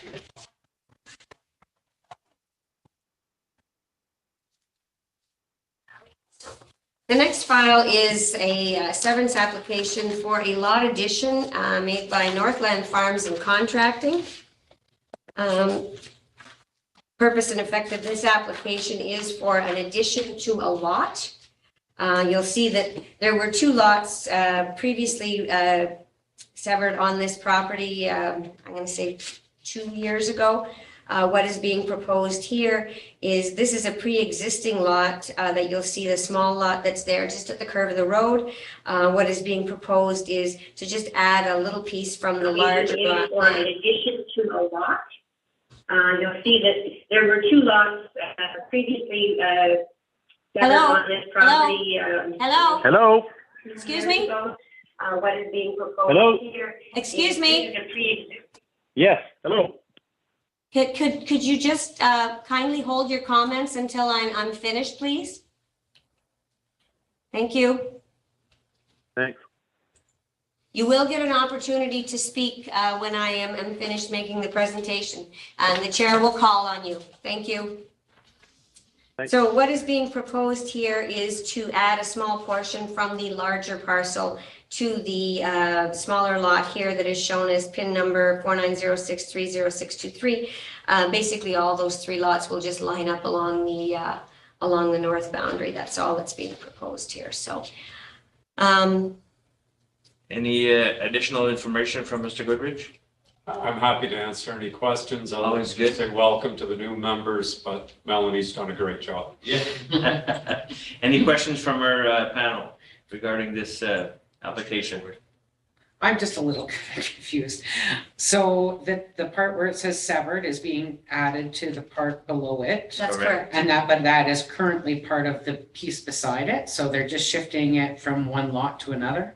It's the little piece from severed, see where it Yeah. says retained? Mm-hmm. That is coming out of the bigger parcel. It's coming off the big parcel. Coming off the okay. big, yeah, That's fine. I just Yeah. wanted to No, be that's sure good. where it was coming and where it was going. Thank you. no Just problem. adjusting the lines so they stay straight, Mm. right, Mr. Goodrich? We like some. If only Monsieur Robert was here tonight. I gotta continue Mr. Robert's straight line. Thank you. Any more questions from our panel? No? I'm really frustrated. Any questions from our audience, please? Nobody on the phone? All There was right. someone previously who had comments on this file? Hello? Any more questions from I think it's just feedback. I think it was you repeating yourself when we heard it Okay. before. Somebody's. Just as a housekeeping measure, anyone who is on the telephone, if you could kindly put your phone on mute, because it does create a bit of feedback. If you have the ability to mute your phone, that would be fantastic. If there's any more questions on this matter, I'll call it to a vote. Everybody in favor? Carried.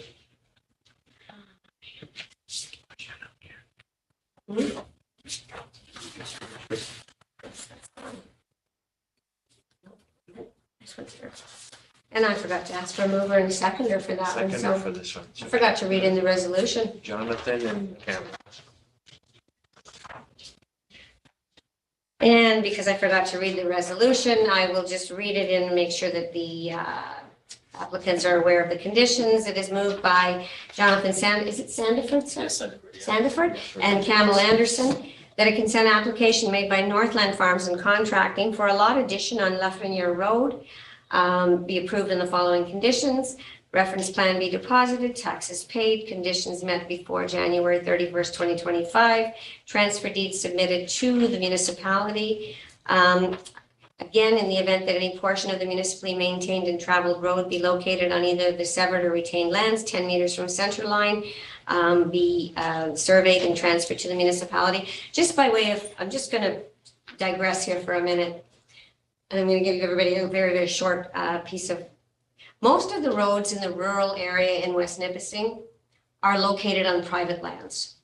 In Southern Ontario, the lots and concessions are laid out with 66-foot road allowances. In Northern Ontario, when they laid out the townships in Northern Ontario, they laid them out without road allowances, but with something called a 5% rule. So every lot that was patented in the district of Nipissing was patented with a 5% exception for roads where laid. So basically, you got your, whether it was an 80-acre parcel or a 160, it was conveyed from the Crown with a 5% rule. So the roads were largely built over private lands. So you'll see this an awful lot as we go forward, that in the rural area, most of our roads in the outlying areas, other than in the urban areas of Burner, Cache Bay, and Sturgeon, are actually constructed over private lands. So what we do with each of these applications is we get the opportunity to actually gather up title to our roads. So it's imposed as a condition on every application that if part of our road is on the applicant's land, that they're going to transfer it to us. It gets the title out of their name, the liability out of their name, and, you know, slowly but surely, maybe before I'll retire, I'll gather up some of the, maybe half the roads in West Nipissing. But we have statutory authority over them anyways. This is just a paper exercise to transfer the actual paper title to the municipality. So you'll see that as a condition in a lot of these severances. And further on this property, there is a municipal drain on this property that will require the municipal engineer to apportion the assessment on it. I don't think it'll be required on this one because it's just a lot addition, but it's there as a condition in any event. And lastly, on all lot additions, we ask that the properties that it's coming from and being added to be consolidated to one parcel. Thank you. And that was carried. So we move on to the third item on our agenda. Item CO3/23, Northland Farms and Contracting, Rainville Road property. Rainville Road. It is, I need a mover and a seconder, please. Kathleen ended up. It is moved by Kathleen Thorne-Grachon and seconded by Roxy Louis. Be it resolved that a consent application made by Northland Farms and Contracting for the creation of 2 new lots on Rainville Road in the municipality of West Nipissing on the following conditions: reference plan, taxes paid, conditions met before January 31st, 2025, transfer deed submitted to the municipality, any portion of the municipally maintained road, and also that there is 2 municipal drains on this property, the Gatto Drain and the Rainville Drain, that would need, I'll explain this later, regarding the apportionment of the assessment. We have a series of what are called municipal drains in West Nipissing. Municipal drains are essentially big ditches or buried pipes that drain farmland, but they're user pay. And they are apportioned based on the amount of land that you drain into it. So when you sever your land and take a piece out, then there's less apportioned to you and now some apportioned to the new lot that's being created. And it is the responsibility of the applicant to address the reapportionment. So say he had 80 acres assessed in the drain and he was taking out 5 acres, then there would have to be a reapportionment for the 75 acres that he keeps and the 5 acres that goes to the new lot. And it's our engineering firm does that. It's at the owner's cost, and they're aware of it when they file their application. So anyways, on this application, I am actually not recommending this application. This particular applicant has, he and the previous owners have, over the last, I'm going to say 6 or 7 years, there have been 12 lots taken out of these properties running along this section of Rainville Road. The owner was not the original owner of this land. It has changed hands, but he is the owner of about the first 2 miles from Highway 64 heading east on Rainville Road. And what has happened is there's a lot of rock at the front of the property and farmland at the back, and he has made a number of new lots along the frontage of the property. If I could get my computer to work, I would show you how that looks.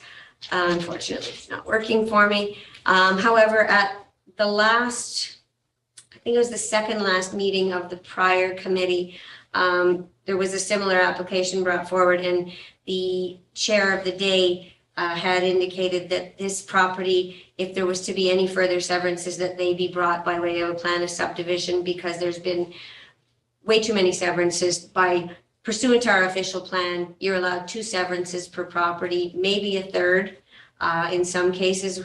But in any event, this particular lot has already had 3 severances off of it, as have some of the abutting lands. So I'm not recommending it, but I'm sure Mr. Goodrich is going to talk to you about why we should. And on that note, thank you. I'll just quickly introduce myself again to the members. My name is Paul Goodrich. I'm a local land use planner and Ontario land surveyor. Been practicing in this area for about 33 years. If you're not sick of me by the end of this meeting, you probably will be after the next one or the next one. We're here just about every meeting. You'll find that Melanie Ducharme and I agree on just about everything, but occasionally, yes, we do have a difference of opinion, this being one of them. And I can't help but say that congratulations to Roger now on being a chair twice over. So does that mean that we now refer to you as chair squared? I'll accept that. Perfect. All right. So let's unpack a little bit about what Melanie has told you. The previous property where the severances were denied, it was a further severance by the same landowner at that point in time. And it was felt that he'd already had his two, and that any more after that would have to go by way of a registered plan of subdivision, which was fine. It was on a totally different property. It wasn't on this property. And yes, we are dealing with the same individual, but he owns a number of different companies. He's a large farm operator, Dan Schwartzentruber, who owns Northland Farms. He does own all of these properties in the same corporate entity. In the same names, but they. And they're merged. Well, perhaps, but and I'll also draw your attention though too, that the policies of the official plan are a little bit nebulous. It says that there is 2 permitted per parcel of record, and that's the way it's always been approached. I've always had a problem with that 2 per parcel of record because it didn't take into account. So let me put this to you. If you have 180 meters of frontage on a road and 3 hectares of land, you're permitted 2 severances because you meet the 1 hectare requirement for each of your 2 severed and the retained. You meet the 60-meter requirement for each of the frontages. If you own 5,000 acres with 5,000 kilometers of frontage on a municipally maintained road, the same policy applies. You get 2 severances. I'm being a little facetious with the 5,000. But what if you own the entire lot, 320 acres? You are under exactly the same restriction as somebody that owns just a very small lot. Now, the way it's always been done in the past practice with the municipality is anytime there's a new owner on a lot, the new owner, it resets the clock. The past severances are the past, and the new owner has the right to come in and make an application. Now, subject to your approval, of course.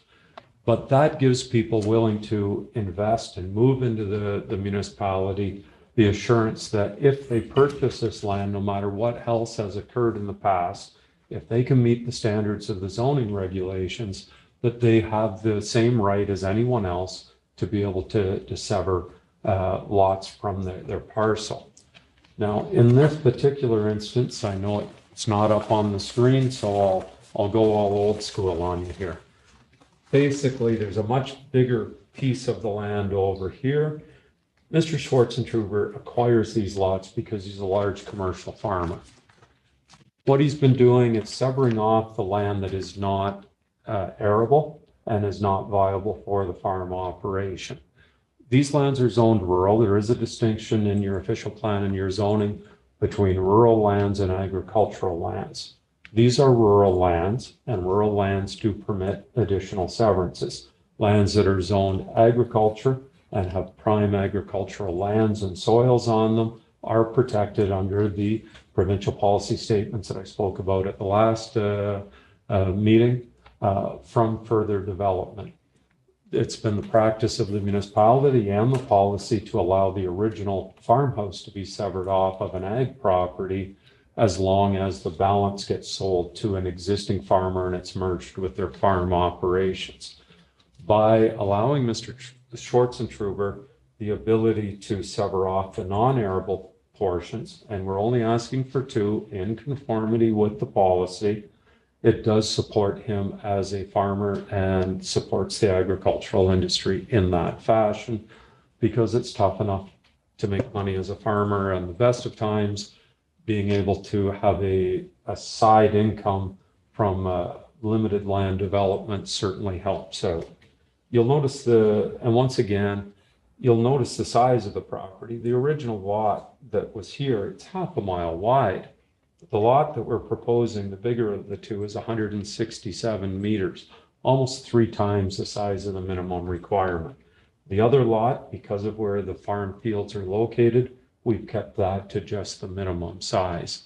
But in this area, and once again, I'll invoke the spirit of Norm Roberge and what we're trying to do here. We do try to keep the lines to align with current development in the area. So the larger of the lot, we've aligned it with the rear of the existing lot that has been previously severed out in order to create just natural straight lines.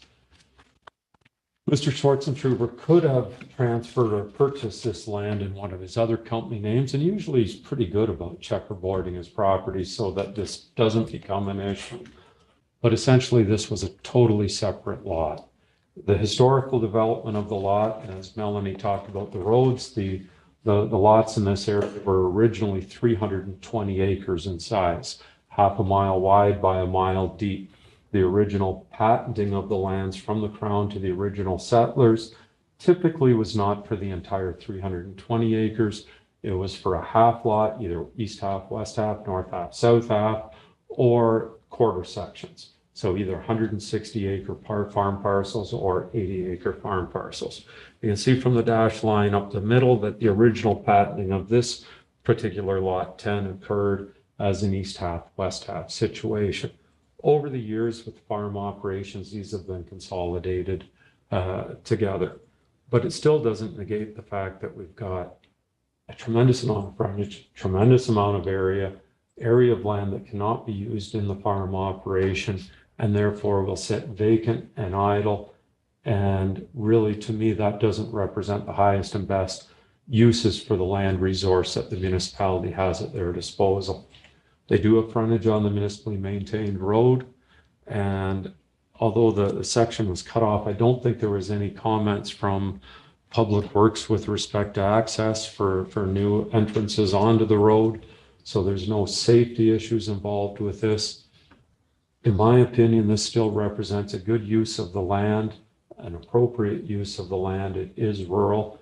One of the main reasons for limiting these to just 2 per parcel of record was to preserve the rural nature and character of development. Despite what has happened to the west here with the additional lots, we're still talking about a piece of property that's almost 600 feet in width. It matches the existing, or in fact exceeds the frontage of the abutting lot right next to it.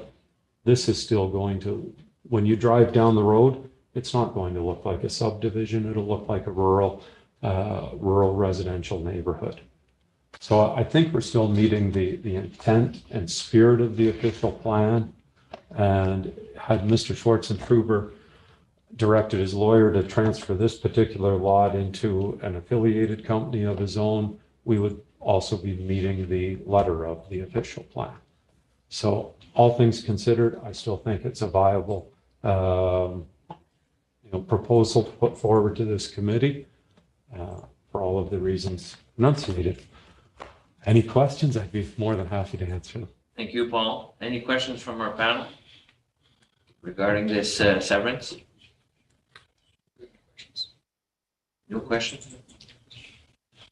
No more questions. Do we have any questions from our audience regarding this application? Anybody on the phone? No. I'll call it to a vote. Is anybody in favor of this application? Nope. So it's defeated. We move on to the next.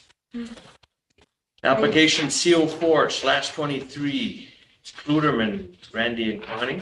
With your permission, Mr. Chair, and I am so frustrated at my computer that I cannot get it to share the screen. I don't know what is wrong with it. I've done everything.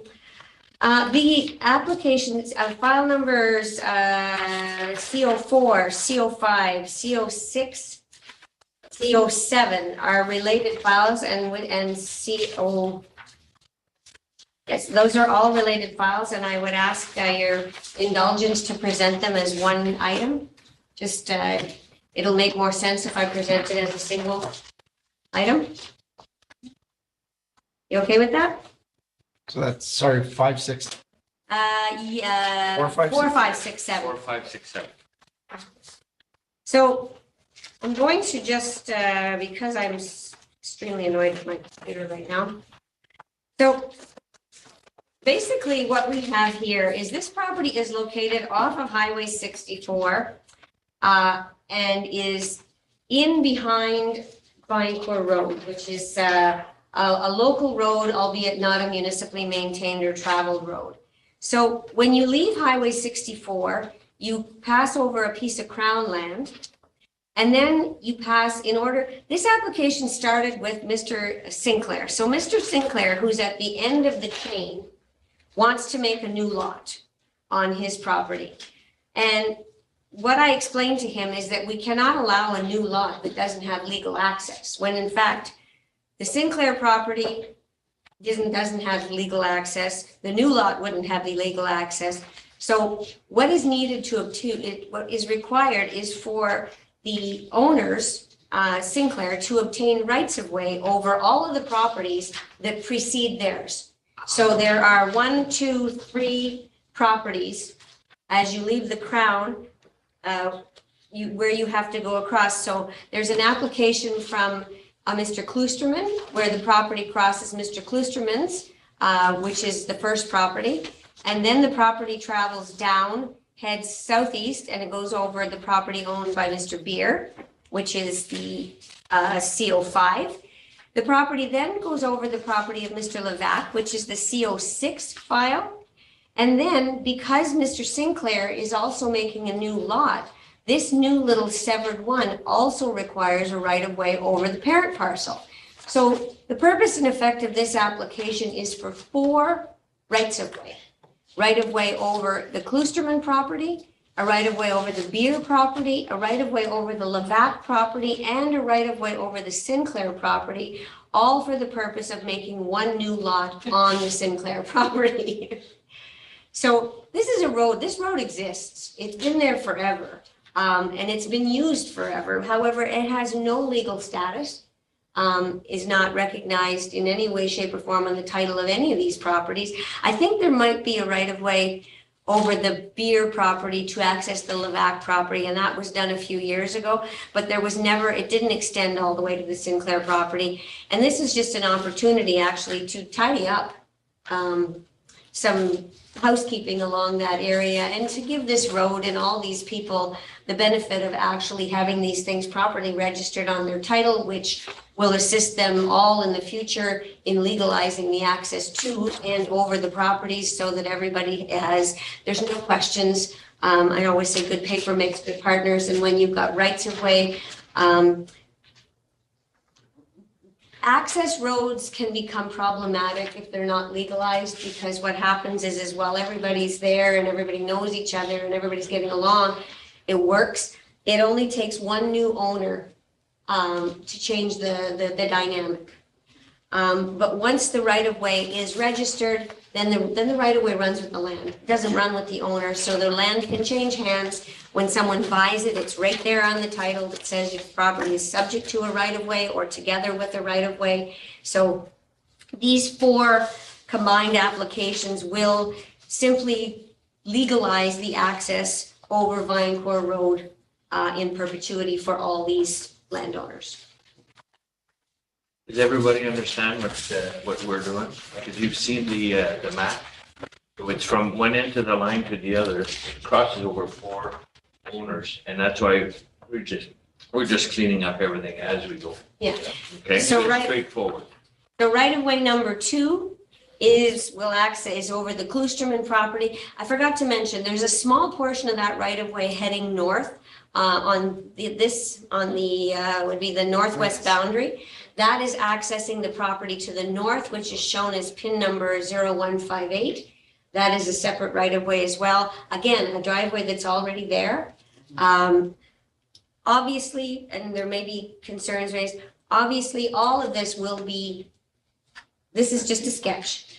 All of this will be verified by survey, and all of these will be, if there's anything that's not quite right. I know somebody had called and said perhaps that right-of-way there might cut the corner of the abutting property. All that will get sorted out during the surveying process, and if it needs to come back for an amendment or at another right-of-way over something we missed, it will come back to us. But for now, what we know is that there's 4 properties involved.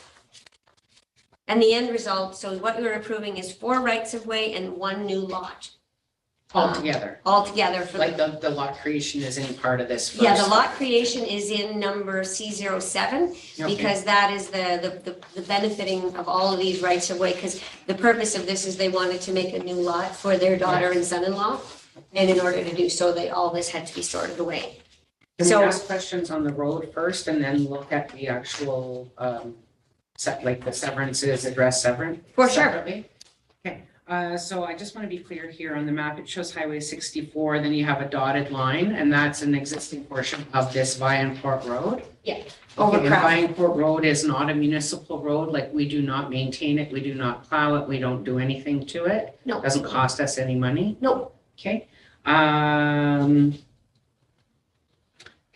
when you show the right of ways or these private roads, are they set at a minimum of 66 like a regular road allowance is, or is there some kind of standard by which a right of way has to be kept? Like, is it like These are private. Okay. The municipality doesn't, we always recommend that, Mhm. if you want us to come, if you call 911, it Yeah. would be nice if the fire truck could get in there. This is actually a pretty decent road. Okay. It's been in existence for many, many years. And it just isn't a municipal road. It has a name, there's a sign on the highway and everything. But the municipality doesn't maintain it. And so the road that shows as green already exists as well? Yes. Yeah. So that already Yes, goes because down there's to, already a cottage on the property where the severed one is gonna be, there's already a cottage on that property. okay, The new lot is for their daughter and son-in-law. okay. So yeah, the road extends, everything that is showing there already Already exists. exists. There's Okay. nothing new being proposed. That's it, thank you. Those are my questions. Anybody else have a question?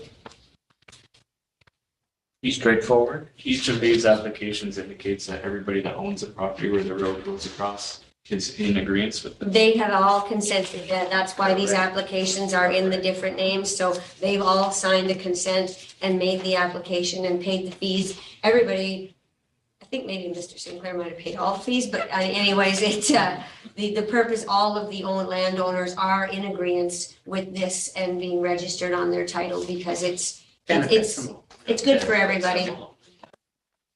It's good for everybody, so for C0423, C0523, C0623, I'll read one of the resolutions. They're all identical, except for the Sinclair one, so on Kloosterman, C06, 4, 5, and 6, consent application made by Randy and Connie Kloosterman, Paul Beer and Elizabeth Collier, and Rayal and Alice Levac for the creation of a right-of-way.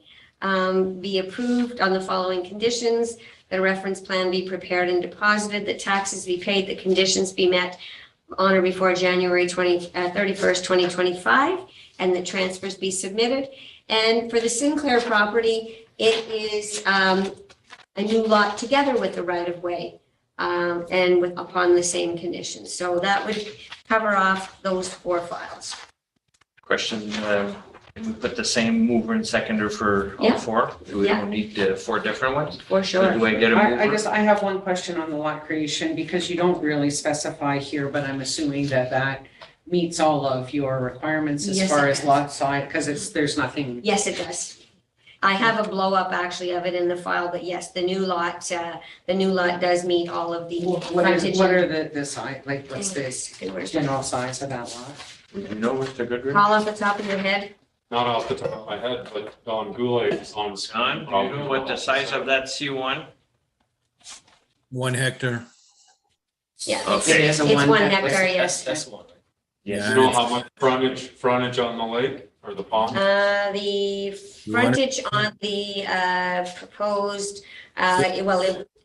he's got it at 1 point, pardon me? It's over the 61 meters. We will determine that when we get out there. Yeah, and the lot area is 1.05 hectares, Thank you. which is 2.47 acres. Okay, do I get a mover, please? Tarak? And a seconder, Campbell. Okay, so it is moved by Roxanne Louis and seconded by Campbell Anderson. The consent applications C04, C05, C06, and C07 for 4 new rights of way and 1 new lot be approved as presented. All in favor? Pass. Carry.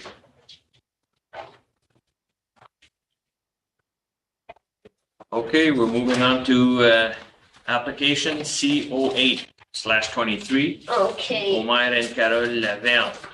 Through you, Mr. Chair, I am actually respectfully requesting that the committee defer this one. Because this application is actually located in the agriculture zone, and I think one of the committee members mentioned it earlier, perhaps it was Mr. Goodrich. Agricultural land is protected in West Nipissing.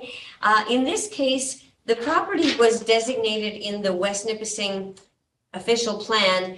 The north half of the land is designated rural in the OP, and the south half of the land is designated agriculture. But because you can't split zone it, the whole zoning is agriculture. All applications for property zoned agriculture have to be vetted by the West Nipissing Agriculture Advisory Committee, and I completely forgot to bring this to the Ag Committee, and I am requesting that a motion for deferral of this one until I can take it to the Ag Committee to get a recommendation from them for the next meeting, if that would be okay. I'd like to make a motion to defer this one next meeting. Thank you, ma'am. And Second by seconded. Heather. Okey-doke. So it is deferred. And I have spoken with the applicant who is aware. Thank you. Thank you. And the applicants are aware and are okay with the deferral, so.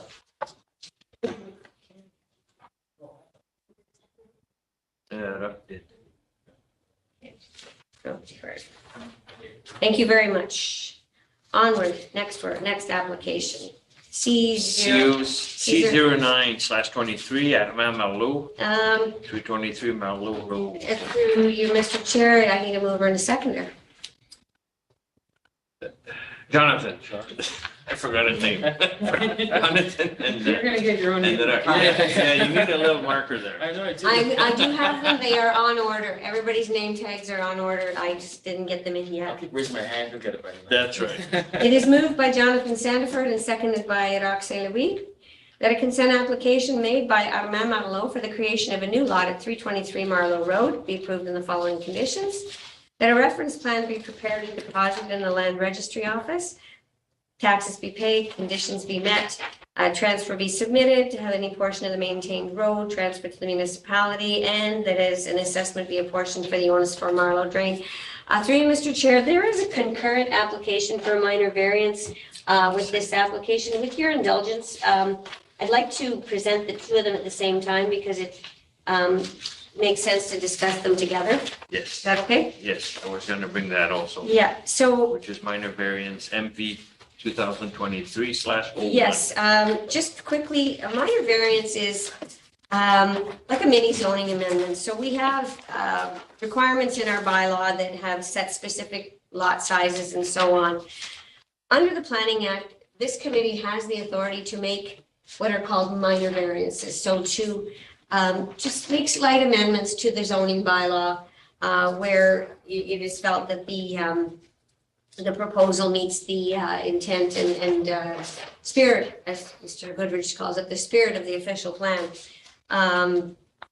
So what is being proposed here is to divide the lot. And in order to divide the lot, they require a minor variance to reduce the minimum lot frontage from 60 meters to 45 meters. And reduce the lot area from 1 hectare to 0.62 hectares per property. I am not recommending this. I had a conversation. The lots on either side are all, so the lot to the west and the lots to the east are all bigger. Mind you, all of the lots on the south side of the road are substantially smaller.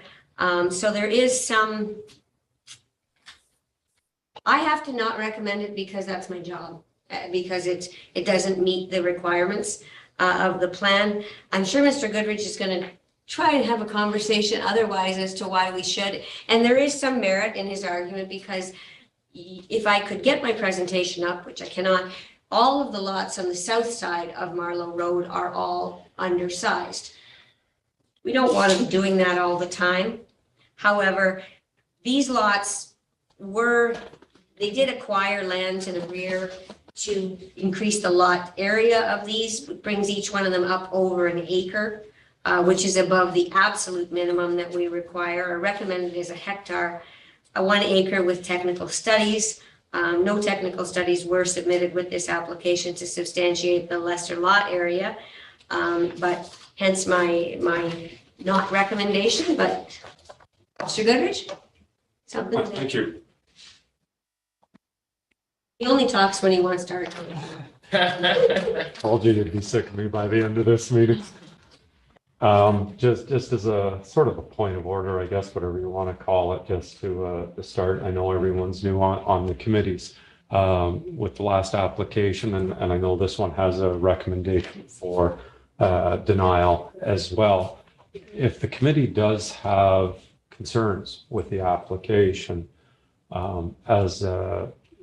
as a courtesy to my client, also so that I can better explain the position of the municipality to my client afterwards, if you do have concerns and you feel that you're going to vote to defeat a motion, I would appreciate an opportunity to at least address those concerns. So if you have serious concerns, even if you just want to tell me, I agree with what Melanie's telling us, and that we feel that we have to uphold the official plan as it's written or whatever, I'm fine with that. But for me to go back to my client at the end of the night and, and for him to say, well, why was it turned down? Well, because Melanie said so. No, and I'm being facetious, but no, the committee voted to defeat it. But for me to go home and sleep at night, I know that I have to have done everything I can in support of my client.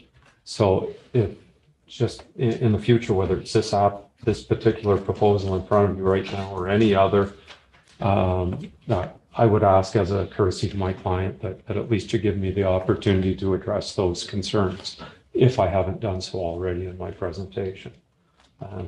Thank you. In this particular instance, once again, the original intended severances of the land, there was a reference plan done on these properties many years ago, and you can see at that point in time it was under a different policy regime where the standards were for 1 acre as a minimum size. Under the new official plan and the zoning bylaw in 2014, the sizes of the lands were increased, or the area, the minimum area requirement was increased to 1 hectare.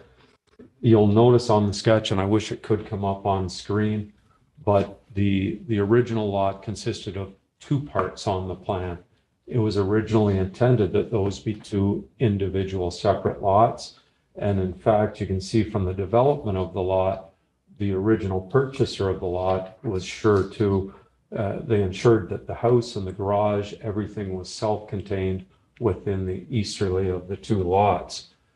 So he's approached the family who also own the land in behind to acquire additional land to support a severance of these properties with the original intended frontages, but also increasing the depth at the back to increase the ability to support the septic systems. Conservation Authority will tell you that the minimum lot size to support a well and a septic is 1/3 of an acre.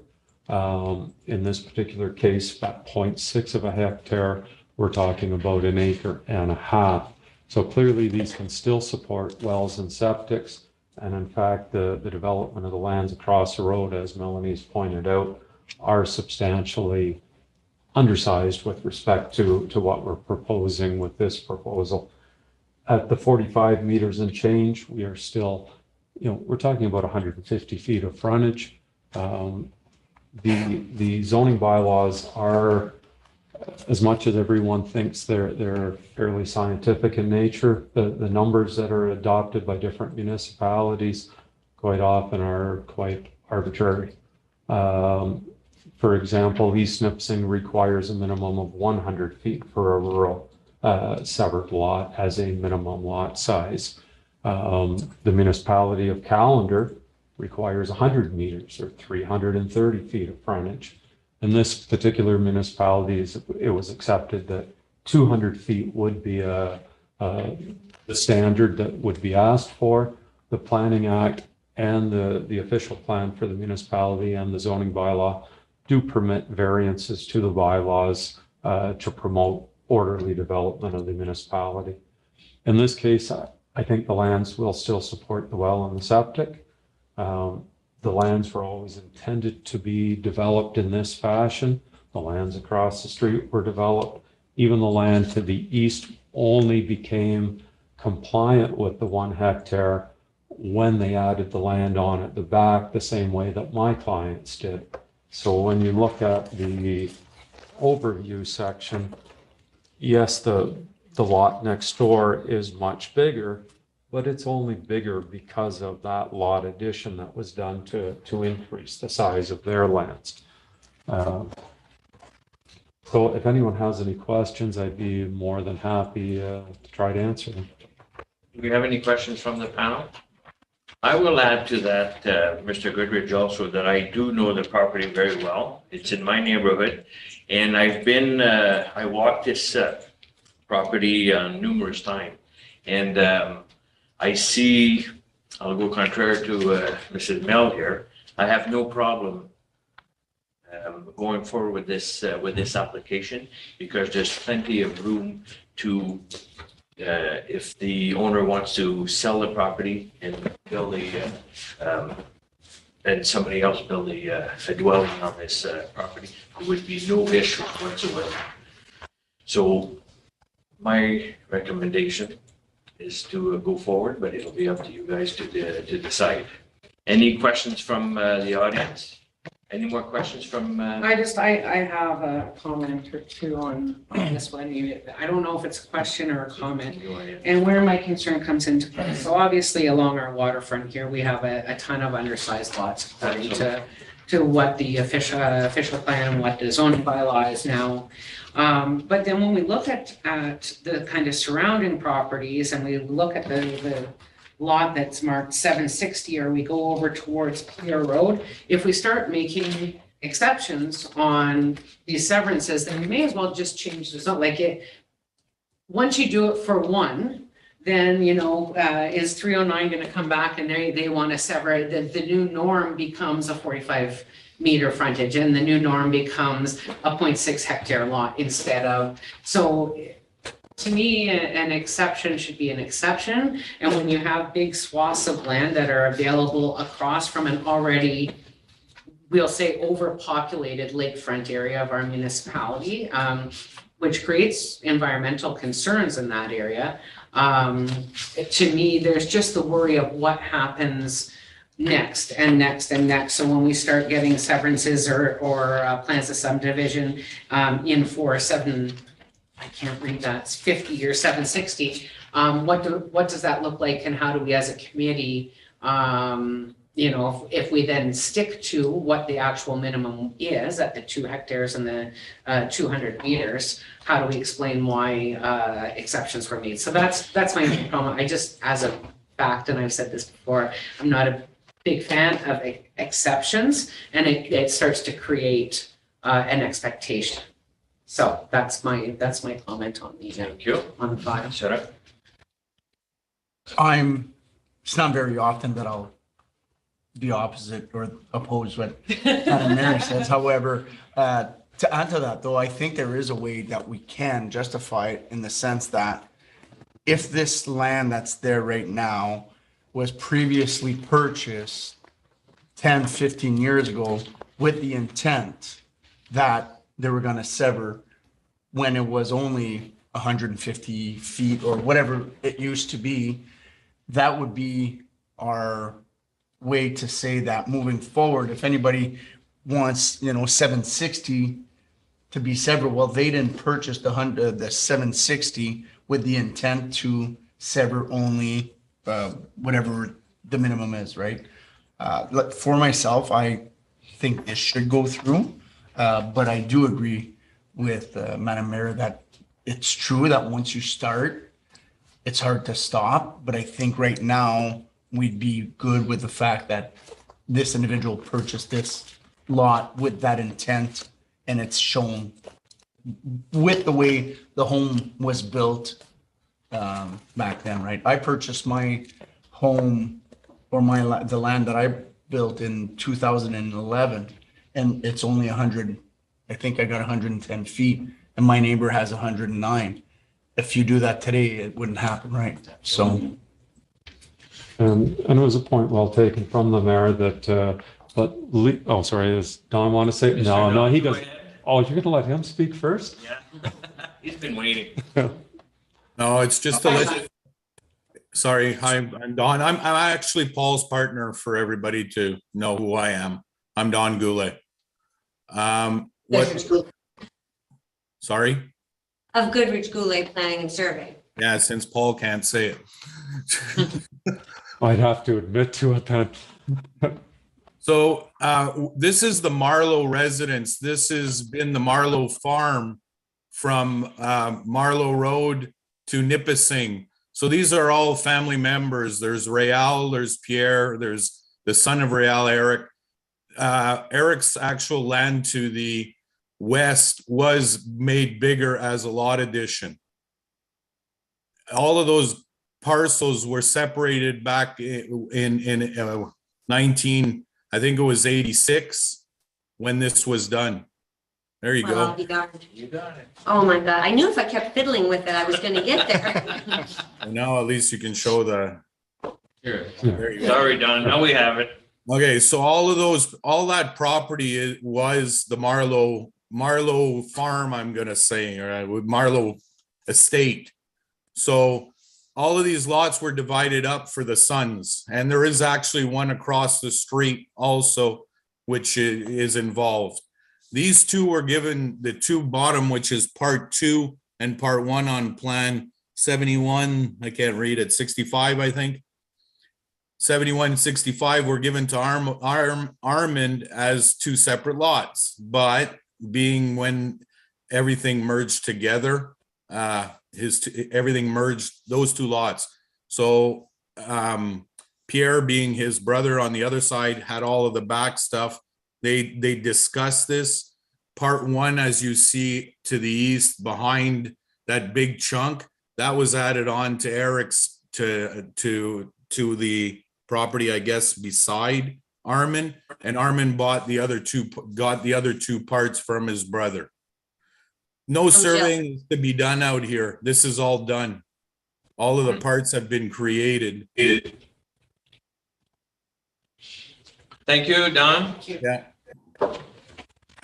Any more questions from our panel?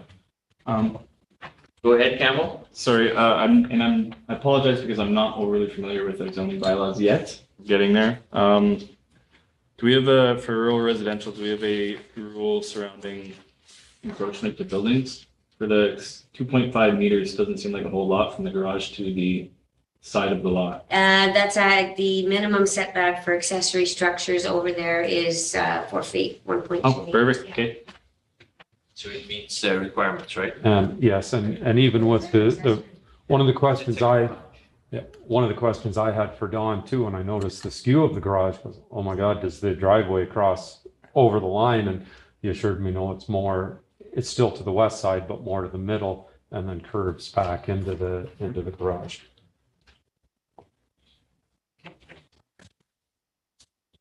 Okay, any more questions? Do we call it to a vote? Anybody in favor? Okay, so Or do we get, we got we're there. in favor of the application? The application? Okay. Accepted. Carried. Thank you. So that does both of them, Mel? Both Yes, those items? and the minor variance. Thank you, for Madame Duchamp. At this table, I'm just. Okay, we move on to application number 10, C10/23. And I'm so Rosalie excited that my Doré, computer's behaving now. Champagne Road. Okay, this is so much better. This, I need to move her in a second, please. Sorry. Jonathan and Campbell.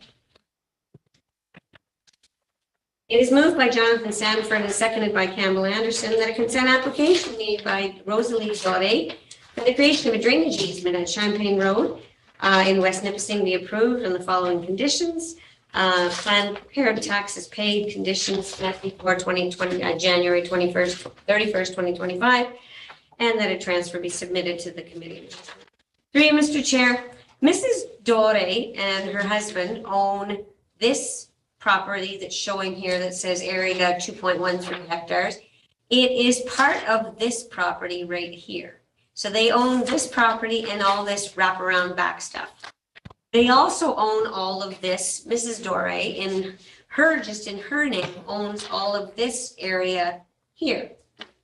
So Mr. and Mrs. Dore own this, Mrs. Dore owns this.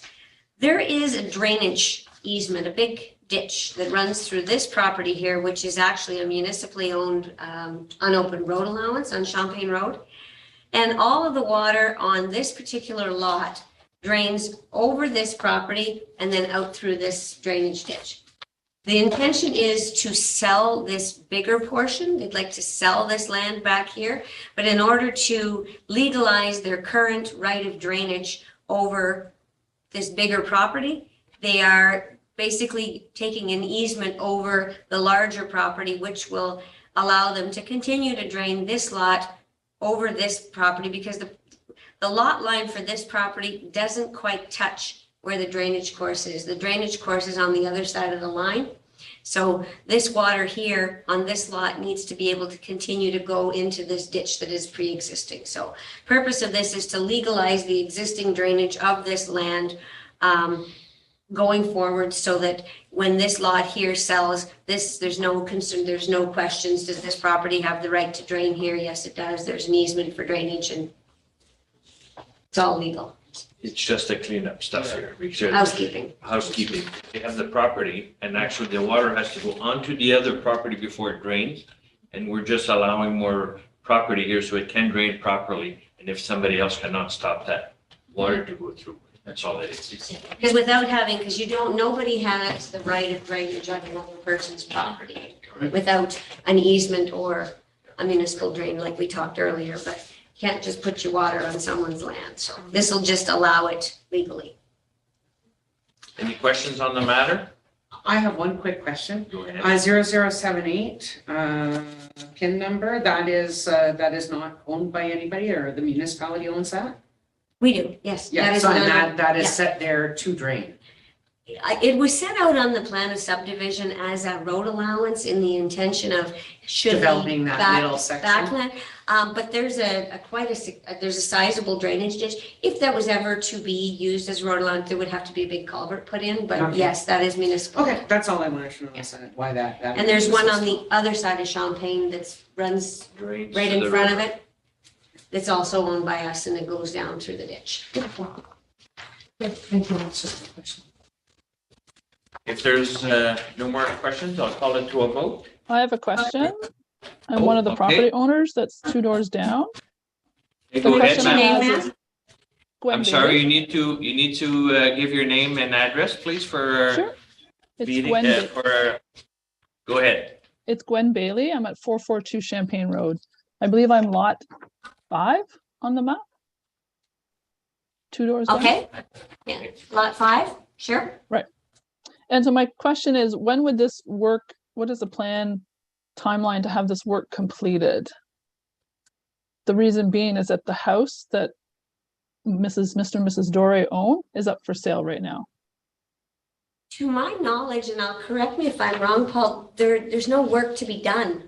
Because right now, the water from the ditch that they've built in that back property is draining between my property and my neighbor's property down to the road. Because they only got You're so on far. You're on lot 5, Mrs. Bailey? Yes, I believe so, 442. So they only got so far with the drainage ditch last summer, fall. And so it's now going in between, I guess, lot 5 and 6. And then in December, the house had a notice that it was going up for sale soon. And then in January, it's now up for sale. So my question is, how do we guarantee that the work is going to be done to make sure that it finishes down to the easement so that we don't have water draining down between our properties in the event of the actual sale of the house? Somebody was driving by just the other day on the weekend and asked us about the neighborhood. So we know that there's people that are actively looking at the house. Can you respond, Mr. Guarantee- Goodrich? What guarantee do we have that, is there something in the purchase and sale agreement that would protect that work being, guarantee that that work would be done before the close of the sale? Perhaps I can respond to that. The drainage ditch that's being proposed, I'm not sure just where that's at right now. You'll notice the thin line at the rear of Lot 5, Lot 6, Lot 7, all of the lots on this subdivision. It is a municipal drainage easement. So if there is a ditch, but that's on the abutting properties. This application is simply to allow surface drainage from the northerly end of the property that the Dorés own as an addition onto the southerly half of Lot 4 to access that large municipal drain. So anything that's being done on that land, unfortunately, is a matter between the private property owners. And if it's being drained into the municipal drainage easement, I know that ditch has never been constructed. It was set aside in the original subdivision for a drainage easement, but it never was constructed. And that subdivision was created late 1980s, 1990s, sometime around that era, but it was never followed through and constructed. And you know, the standards being what they were at the day, I guess it was just never followed up on. It has been an issue on lands also further to the north of this site. But like I say, it's at this point in time, it's a private issue between the two property owners. We're trying to ensure that we don't have the same issue between the new purchaser of land and the Dorés. So this application will seek to remedy that. But unfortunately, I can't offer anything without the Dorés' consent as to anything between them and the neighbor on Lot 5. But didn't So, Valley ma'am- just say that you can't drain water onto a private property? That is correct. But it is a civil issue. Right, so then go back to my question about how do we, like, this easement application, like you said, there's no work to be done?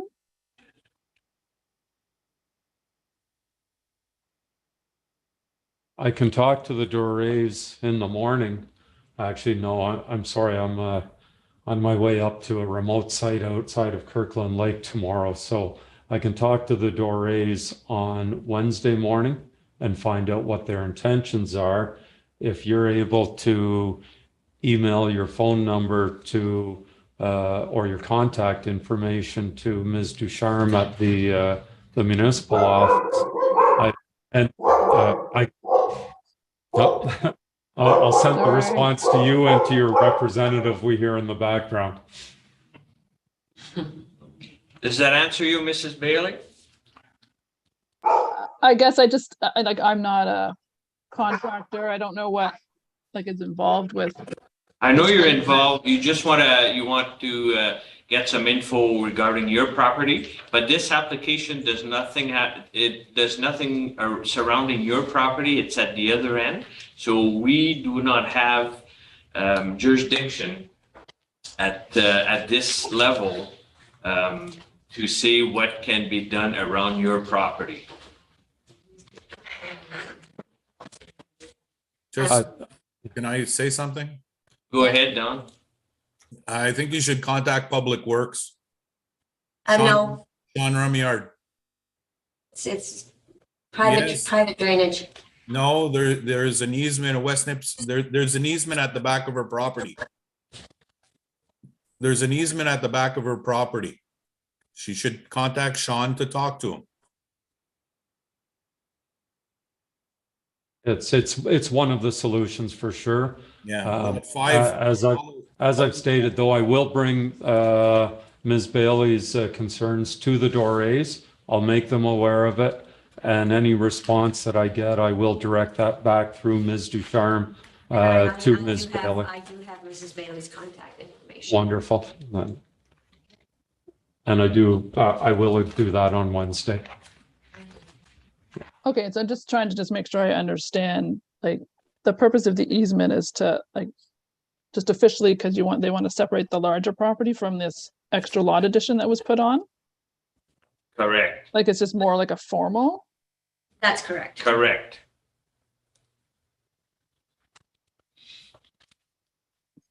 Is The that, lot addition or the piece at the back was already separated, but there was a condition on that they deal with the drainage at the north. And Right, and I was on that call, and there was no mention that they were going to be selling the property. We were not aware at the time either. So that's just the concern, I guess, we want to make sure that, I understand it's two separate things, but like, do perhaps you I can formally? add to the, Go please ahead. go ahead. No, go ahead. And sorry, what's your name again? My name is Paul Goodrich. Paul Goodrich, From thank you. Goodrich Goulet Planning and Surveying Limited, just to keep my partner Don happy. You're on but- on the sheet here I have. Perfect, thank you. Yeah, and one of the things I was going to add, the whole reason for this easement was initially the Champagne Road where the municipal owns, there was intended to be a municipal road coming in to help with the development of the rear property. If the road gets extended, the easement basically goes away because it then becomes municipal land with a municipal drainage course on it. There's no issue with respect to that. However, when they sell the larger 9.76 hectare piece of property, and I know they have an agreement with a local developer, whether or not they choose to bring a connecting road out to Champagne or not will depend on their concept and their design. So if instead of creating that as a connecting road, they set up a new lot in that location, Dorés wanted to make sure that their drainage would be protected onto that piece of property. And at this point in time, they still own both, so they have full control over it. They're trying to proactively avoid the same sort of situation that Ms. Bailey is talking about. And I agree. I mean, they have, the right mindset, and, the goal is like, there's so much water draining from those back properties. And I know Sean from Public Works quite well, because the ditches on Champagne Road were all done 2 summers ago, and we had to move our drainage outtake into our ditch because everything was raised, and there's been lots of issues around making sure where the water is going and how it should be properly drained. So correct. Thank you, Mrs. Bailey.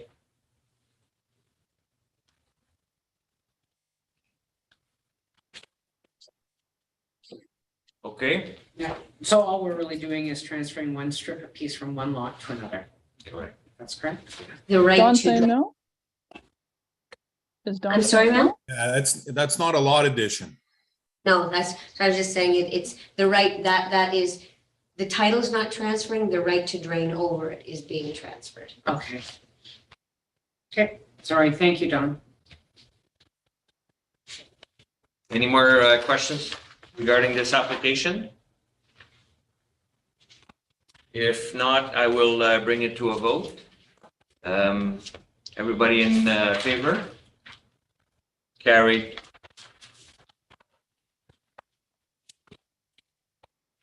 Okay, this one here, this is a funny one. I'll take a mover and a seconder. We're moving to C 1123. So Jonathan and Kathleen.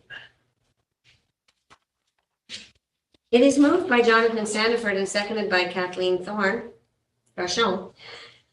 Sorry. It is be resolved that a consent application made by Delorme Properties Limited for 7 lot additions at Delorme Road, the municipality of West Nipissing, be approved on the following conditions. Reference plan be prepared, property taxes be paid, conditions met before January 31st, transfer deed be submitted to the municipality, and the PIN consolidations for all of the lots be registered. I wish she moved this over a little bit, it's a little harder to see. There are a whole bunch of lots along Delorme Road, and you'll see this is an old subdivision that was created many years ago. We're on the back side of Delorme Road here. We're not on the water side, we're on the other side. So the owners own all of this land that extends all the way up LeBlanc Road, backs onto Bay Street, and then abuts on Smiley Road on the other side. It's a big piece of property. And all years and years ago, a predecessor Delorme owner made this subdivision along here of all these little lots that are running along the north side of Delorme Road. The purpose and intent of this application is they've entered into agreements of purchase and sale with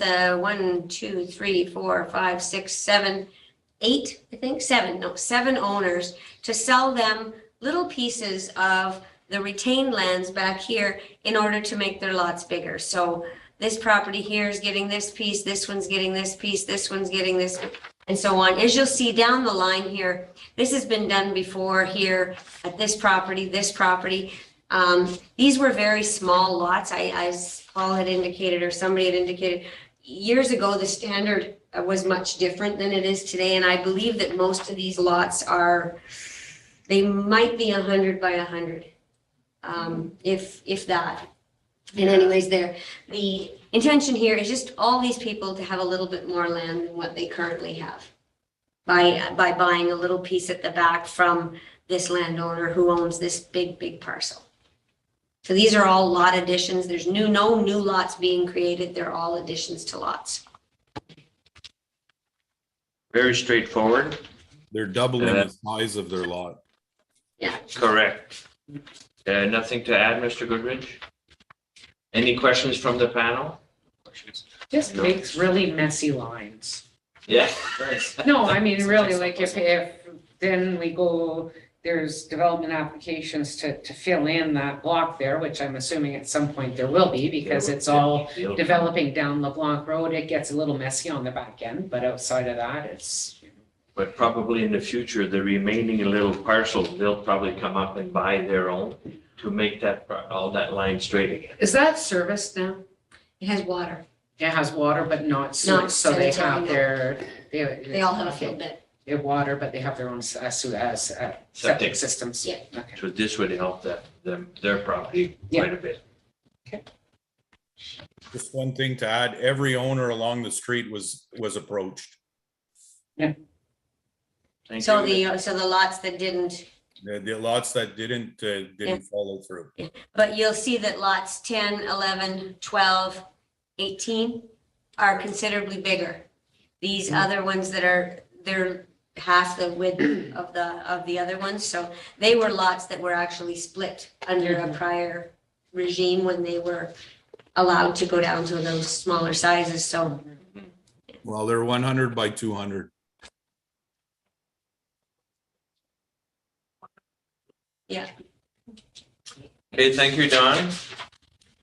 Any more questions from our panel? No, I will call it to a vote. Anybody in favor? All in, carried. Moving on to 312-23, Denise Grenier, Nipissing Street. Okay, the mover in a second, please. Who's the mover? Campbell and Mr. John Nathan. It is moved by Campbell Anderson and seconded by Jonathan Sandiford that a consent application made by Denise Grenier for the creation of a new lot on Nipissing Street is approved on the following conditions. Reference plan be prepared, taxes be paid, conditions be met before January 31st, 2025. Transfer be submitted to the municipality and any portion of the municipally maintained and travel road be conveyed. Through you, Mr. Chair, this property was actually severed, and there's no need for survey on this one because this property was actually severed out of this property way back in the early 2000s. This part one was taken off of this pin number 0343 and it was added on to the property that's shown in green. What is happening now is because there's now municipal water down Nipissing Street, this little piece here, which was they never did anything with it. This little piece here can now be used as a standalone lot. It has sufficient lot area for a partially serviced lot and can be developed. So the owner of the property off of which it came in the first place, the pin number 343, is intending to build a retirement home on this lot. on one floor. He currently has a 2-story and mobility issues, wants to have something all in one story. So the intent here is to just separate this from the green and to build a duplex on there. Any questions from our panel? Any questions from our audience? Oh, we're all good. So I can bring it to a vote. Anybody in favor? Go ahead, it's carried.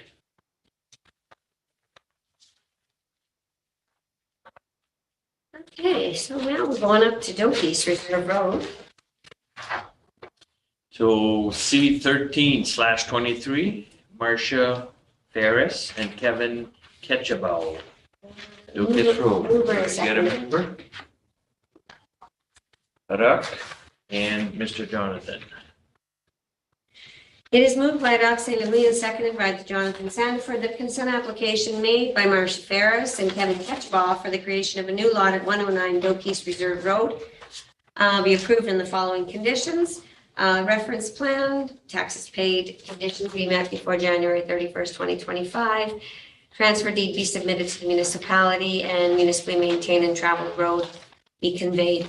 In this case, actually, the road here is actually on Crown land, which was addressed in a prior file, but the condition's there anyways, but I am aware that the road at this location is actually in the Crown's name, so can't be conveyed to the municipality. The purpose of this application is to sever a new lot fronting on Doki's Reserve Road. The proposed frontage 60 meters and proposed depth 213 meters. Area 1.28 hectares exceeds the minimum requirements for a rural lot, rural residential lot. Mrs. Ferris has had 2 prior severances, so this would be the end of the line for this property. There were no concerns raised or questions from any of the neighbors who were circulated on this file. Any questions from our panel? No? Any questions from our audience? No, I think it's straightforward also. So I'll call it to a vote. Anybody in favor? Carried. And we're moving on to Next door. next door. Yeah. We're moving to next door. This property is actually abutting the one we just dealt with. This property is owned by Robert Bowen, and I'll read the resolution. It is, I need a mover in a second. I need a mover. So Arak and Jonathan. It is moved by Roxanne Louis and seconded by Jonathan Sandiford. Just to say, Mr. Dorland, did you have anything to add to that last application? Sorry, I completely ignored you. No, it meets all the requirements, so there's not a whole lot to say. Perfect. I'm thank just you. here. I see Brevity you. is key, right? You've been very patient. No problem. Sorry about this, a big agenda. So this application moved by Roxanne Louis and seconded by Jonathan Sandiford, that a consent application made by Robert Bowman for the creation of a new lot on Doki's Reserve Road in the municipality of West Nipissing is approved in the following conditions. A reference plan be prepared and deposited, taxes paid, conditions met within 2 years, transfer deed of land be submitted to the municipality, and that the road be transferred to the municipality. So this property here, this is the one we just dealt with for Mrs. Ferris. This is the one we're dealing with for Mr. Bowman. And you'll see Mr. Bowman has an existing severance that was approved last year that hasn't yet quite, the parcel fabric hasn't quite caught up with him, so we're still waiting. So what is being proposed out of the previous property that was severed, correct me if I'm wrong, he's taking a lot out of that property, Mr. Dorland? I think it's the ones to the south, slightly. This one here? Yeah. Okay, so let me just take a look. Yes, okay, so this property here was the one that was severed, and we're taking it out of the retained lands down here. So it would be coming out of this property down here. All right. And again, the lot is 60 meters by 292 meters, 1.75 hectares. meets all the requirements of the bylaw for a rural residential lot. Straightforward, Severance. Any questions from our panel? No, straightforward. Any questions from our audience? No, okay, so we'll I'll call it to a vote. Anybody in favor? Carried. And we're still spending some time in Falkland Township tonight. There you go. Item 15, C16 /23. Yes. Lyle Brubaker. Yes, I need a mover and a second, please. Campbell and Ruck. It is moved by Campbell Anderson and seconded by Roxanne Louis that a consent application made by Lyle Brubaker for the creation of a new lot at 153 East Road in the municipality of West Nipissing is approved in the following conditions. And they are all the same as the previous. In this case, there is a drainage condition with regard to the apportionment.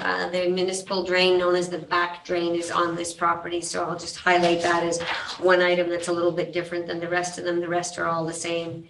Pay your taxes, bring us a survey, transfer the road. So what is being proposed here? The whole of the property here. The new lot will have 60 meters of frontage. You'll see there was a lot taken out a number of years ago, this little lot in the corner. And then the rest of the lot, it's 620 meters in depth. Something's wrong there. I don't know the area. That's a big lot. That's very huge. That's a huge lot. I'm just gonna grab the file and just take a quick second, because I don't know if the numbers are quite right. Grab the file. I'm gonna sketch. Sometimes the owner brought in a sketch. Sometimes when you get a hand-drawn sketch, that's a little. Okay, so, it's 800 meters in depth. Yeah, it's 800 meters in depth.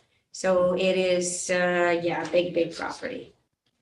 Plenty big. So the severed lands would be 9.18 hectares and the retained lands are 21 hectares. So lots and lots of land going on up there. So that is what's being proposed with that. Any Who knew questions? Manettville was gonna be the center of population growth for West Nipissing this meeting, eh? Sometimes it just gets like that. As opposed to me. We're all here. All of North Manettville is over there in the corner. I just have a question on, Your name, sir? I'm Lyle Brubaker. Oh, you're Mr. Brubaker? Thank you. Yeah, you mentioned the drainage, sir? Yeah. Bach, over the years, we passed there, we all contributed to the cost of his drainage, which comes through my field and goes down into his eventually. Yep. So that's not a really concern for this? No, it would be with regard to future maintenance. So in the event that the drain needed to be cleaned in the future, or there was beavers to be caught or something like that to be done, that each of the properties would pay their share of that maintenance if and when there was a maintenance bill. Okay. Okay? Any questions from our panel? No? Thank you, Mr. Brubaker, for your question. So if there's no other questions from our public, I'll call it to a vote. Everybody in favor? Carried. I think we're going to do one more. We're moving to C1723, Wayne and Denise Richer. And we're still in Falconer Township. On East Road. Yeah. Are we really? Oh Yeah. my goodness. Wow. They had a meeting. There was a Yeah. club. I'm teasing. So this application, I need a mover and a second, Oh, please. over. Yeah, I'm sorry. Campbell and Ruck. It is moved by Campbell Anderson and seconded by Roxanne Louis that a consent application made by Wayne and Denise Richer for the creation of a new lot at 543 East Road in the municipality is approved in the following conditions. Again, this property is almost next door to the other one and has exactly the same conditions, including the condition with regard to the back drain. So this property, we were at, what was the number we were at?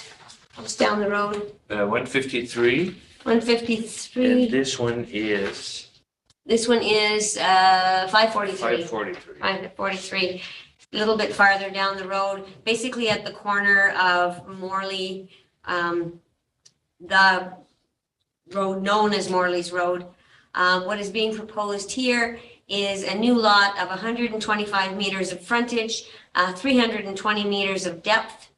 And the lot area on the severed land, Exceeds the, oh, indeed it does, but I just like to make sure that I've noted it aloud. It is 4 hectares, so 10 acres for this new lot. The retained land is 56 hectares. This is a 180. This is a 180 acre parcel in its inception. So it has had 2 lots taken out, one in this one, and that's what's being proposed. Any questions from our panel? It's kind of driving me nuts because I like symmetry and I don't understand why people don't line their lines up. No, like really. Thank you, Mr. Robert. Yeah, but I mean, I'm not gonna not approve it on that, but I'm just like, can't you guys just like, just make us a straight line? It makes my soul happy. But it's not my, so, but yes, is there a reason why they don't? From a planner, like, well. More from I'm sorry, I don't mean to speak for these people, but I would assume it's more from a marketing perspective. They had someone who wanted to purchase 10 acres, or maybe they talked to a real estate professional who told them, well, if you have 10 acres of land, you'll get X number of dollars. It's probably more something to do with that. The benchmark line between a rural residential and a rural lot actually is that 10 acre number. So Okay. at 10 acres, you can have animals Okay. and like hobby farm. Okay. Once you get under that threshold, then you're limited to the uses of the rural residential zone, which is basically just a house. You can have a horse. Yeah. I know. Any more questions from our panel? No? Any questions from our audience? Yes, I would like to comment. Okay, go ahead, sir. We need. My name is Wayne Richer, part owner of this property. Just a comment that the piece of land there that is the lot that was created was done before we owned the property. It was done many, many years ago. So that's not a severance by me in any way. The lot on the corner. Yep. Just a Thank you, sir. comment. that All right, thank You're you. referring to it as we had severed that, but that's not the case. I meant it was severed. Okay, Thank you. you're welcome. So on that item, if there's any more questions, we'll call it to a vote. Everybody in favor? Carried.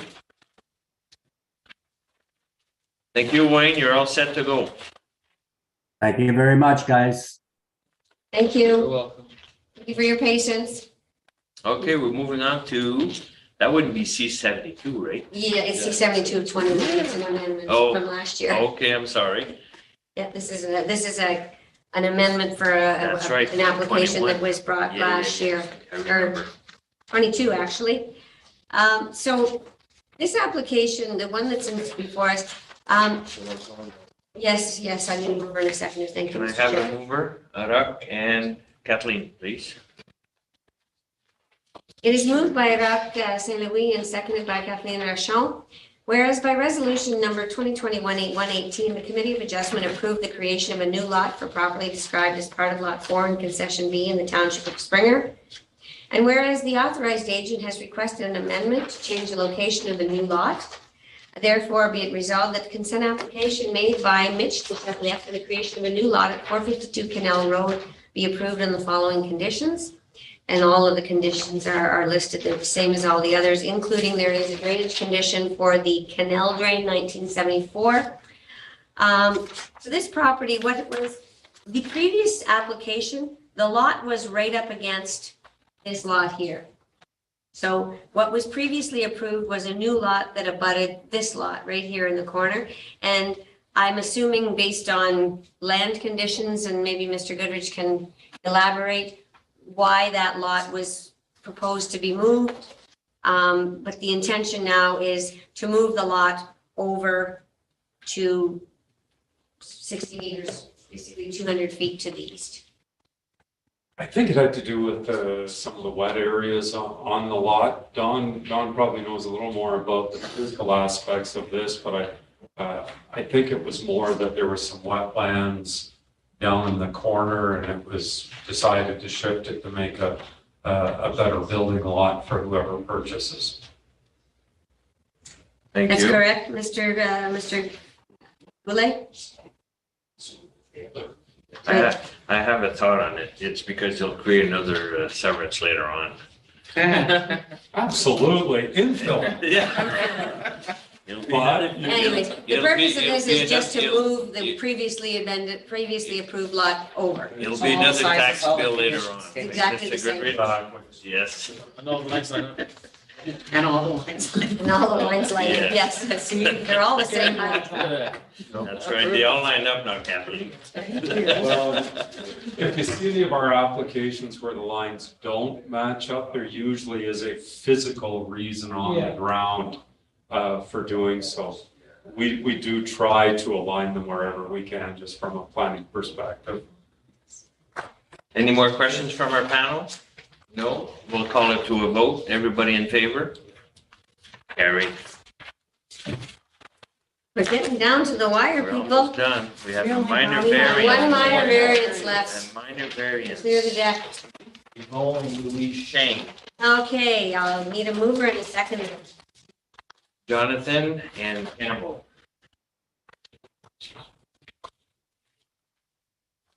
So, it's moved by Jonathan Sanford and seconded by Campbell Anderson that it is the decision of the Committee of Adjustment to approve the variance application made by Yvonne Louise Shank and Sylvain and Emily Shank to increase the maximum projection from the main wall from 3 meters to 4 meters to construct a covered deck. So, what is being proposed here? This property is on O'Brien Road, which is a private road in the down Lake Nipissing, off of La Plage Road. It's a private road, privately maintained. What they want, Mr. and Mrs. Shank, they've got 2 dwellings in this property, and they did actually have a zoning amendment a number of years ago to allow that second dwelling on this property. What they want to do is they want to build a roof over their deck. And like to make it cooler in the house. So but our bylaw says that the maximum projection from the main wall is 10 feet. This covered portion will cover the entire deck, and it's going to be 4 meters as opposed to 3 meters. So it's bigger than what the bylaw allows. There's no impact. This has no impact on any neighbors. It doesn't affect anybody other than them. It simply is required in order for us to give them a building permit to put this roof over their deck. Basic application. Any questions from our panel? They're basically just covering their And with a minor variance, the test of a minor variance is, does it meet the general intent of the official plan, the general intent of the zoning bylaw? Is it considered desirable for the development of the property? And is it considered minor in nature? In this case, it would be my opinion that this is a minor variance. Okay, so I'll call it to a vote. Everybody in favor? Carried. We're all done. Indeed. So we need a mover and a seconder to go home. Way fast to get to. Kathleen and Jonathan. It is moved by Kathleen Darchon and seconded by Jonathan Sanford. We resolve the West Nipissing Committee of Adjustment is adjourned to March the 14th, 2023. Everybody in Just because favor? we're at the end of December, we don't have enough time to circulate applications for the second Tuesday. We're at the end of December. That's about a great It's been a long couple of months, guys. And don't forget, I'll send you out a meeting request for the training next Wednesday. Yeah. It's very casual. We're just gonna have a very open, it's not gonna be formal. It's gonna be a very open question and answer session. That was a marathon. Let's not do any more like that. That was 3 months worth, eh? You gave me those in my package, or whoever brought, Natasha brought me my package and those are here. That's what you get for putting yourself on both committees. Yeah. What is this you just gave? Yeah. It was in my, Natasha dropped these off at my desk. This is- And that was. Somebody picked up Natalie's emails off the printer. Yeah, it came off the same time, so I'm sure she was looking for them. What the heck? Why are you giving me a change of address? I'm giving them to you because I shouldn't have. Yeah, no, I see. Hey, I imagine with that picking stuff up. give me my chair back. It's the mayor's chair. No, we don't want it to look like a council meeting. That's why I moved it over. I don't want to share any of these. I have enough going on with the other stuff. So. It's really nice to meet you guys. Congratulations. I look forward. Yeah. Are you, you guys gonna come back? Really nice to meet you. I look forward to working with you for the next 4 years. You too. I look forward to working with you, Mr. St. Louis. What's that? Sorry. I was making a joke, but you know, you kids with your face in your phones all the time. Oh, well. I said, I look forward to working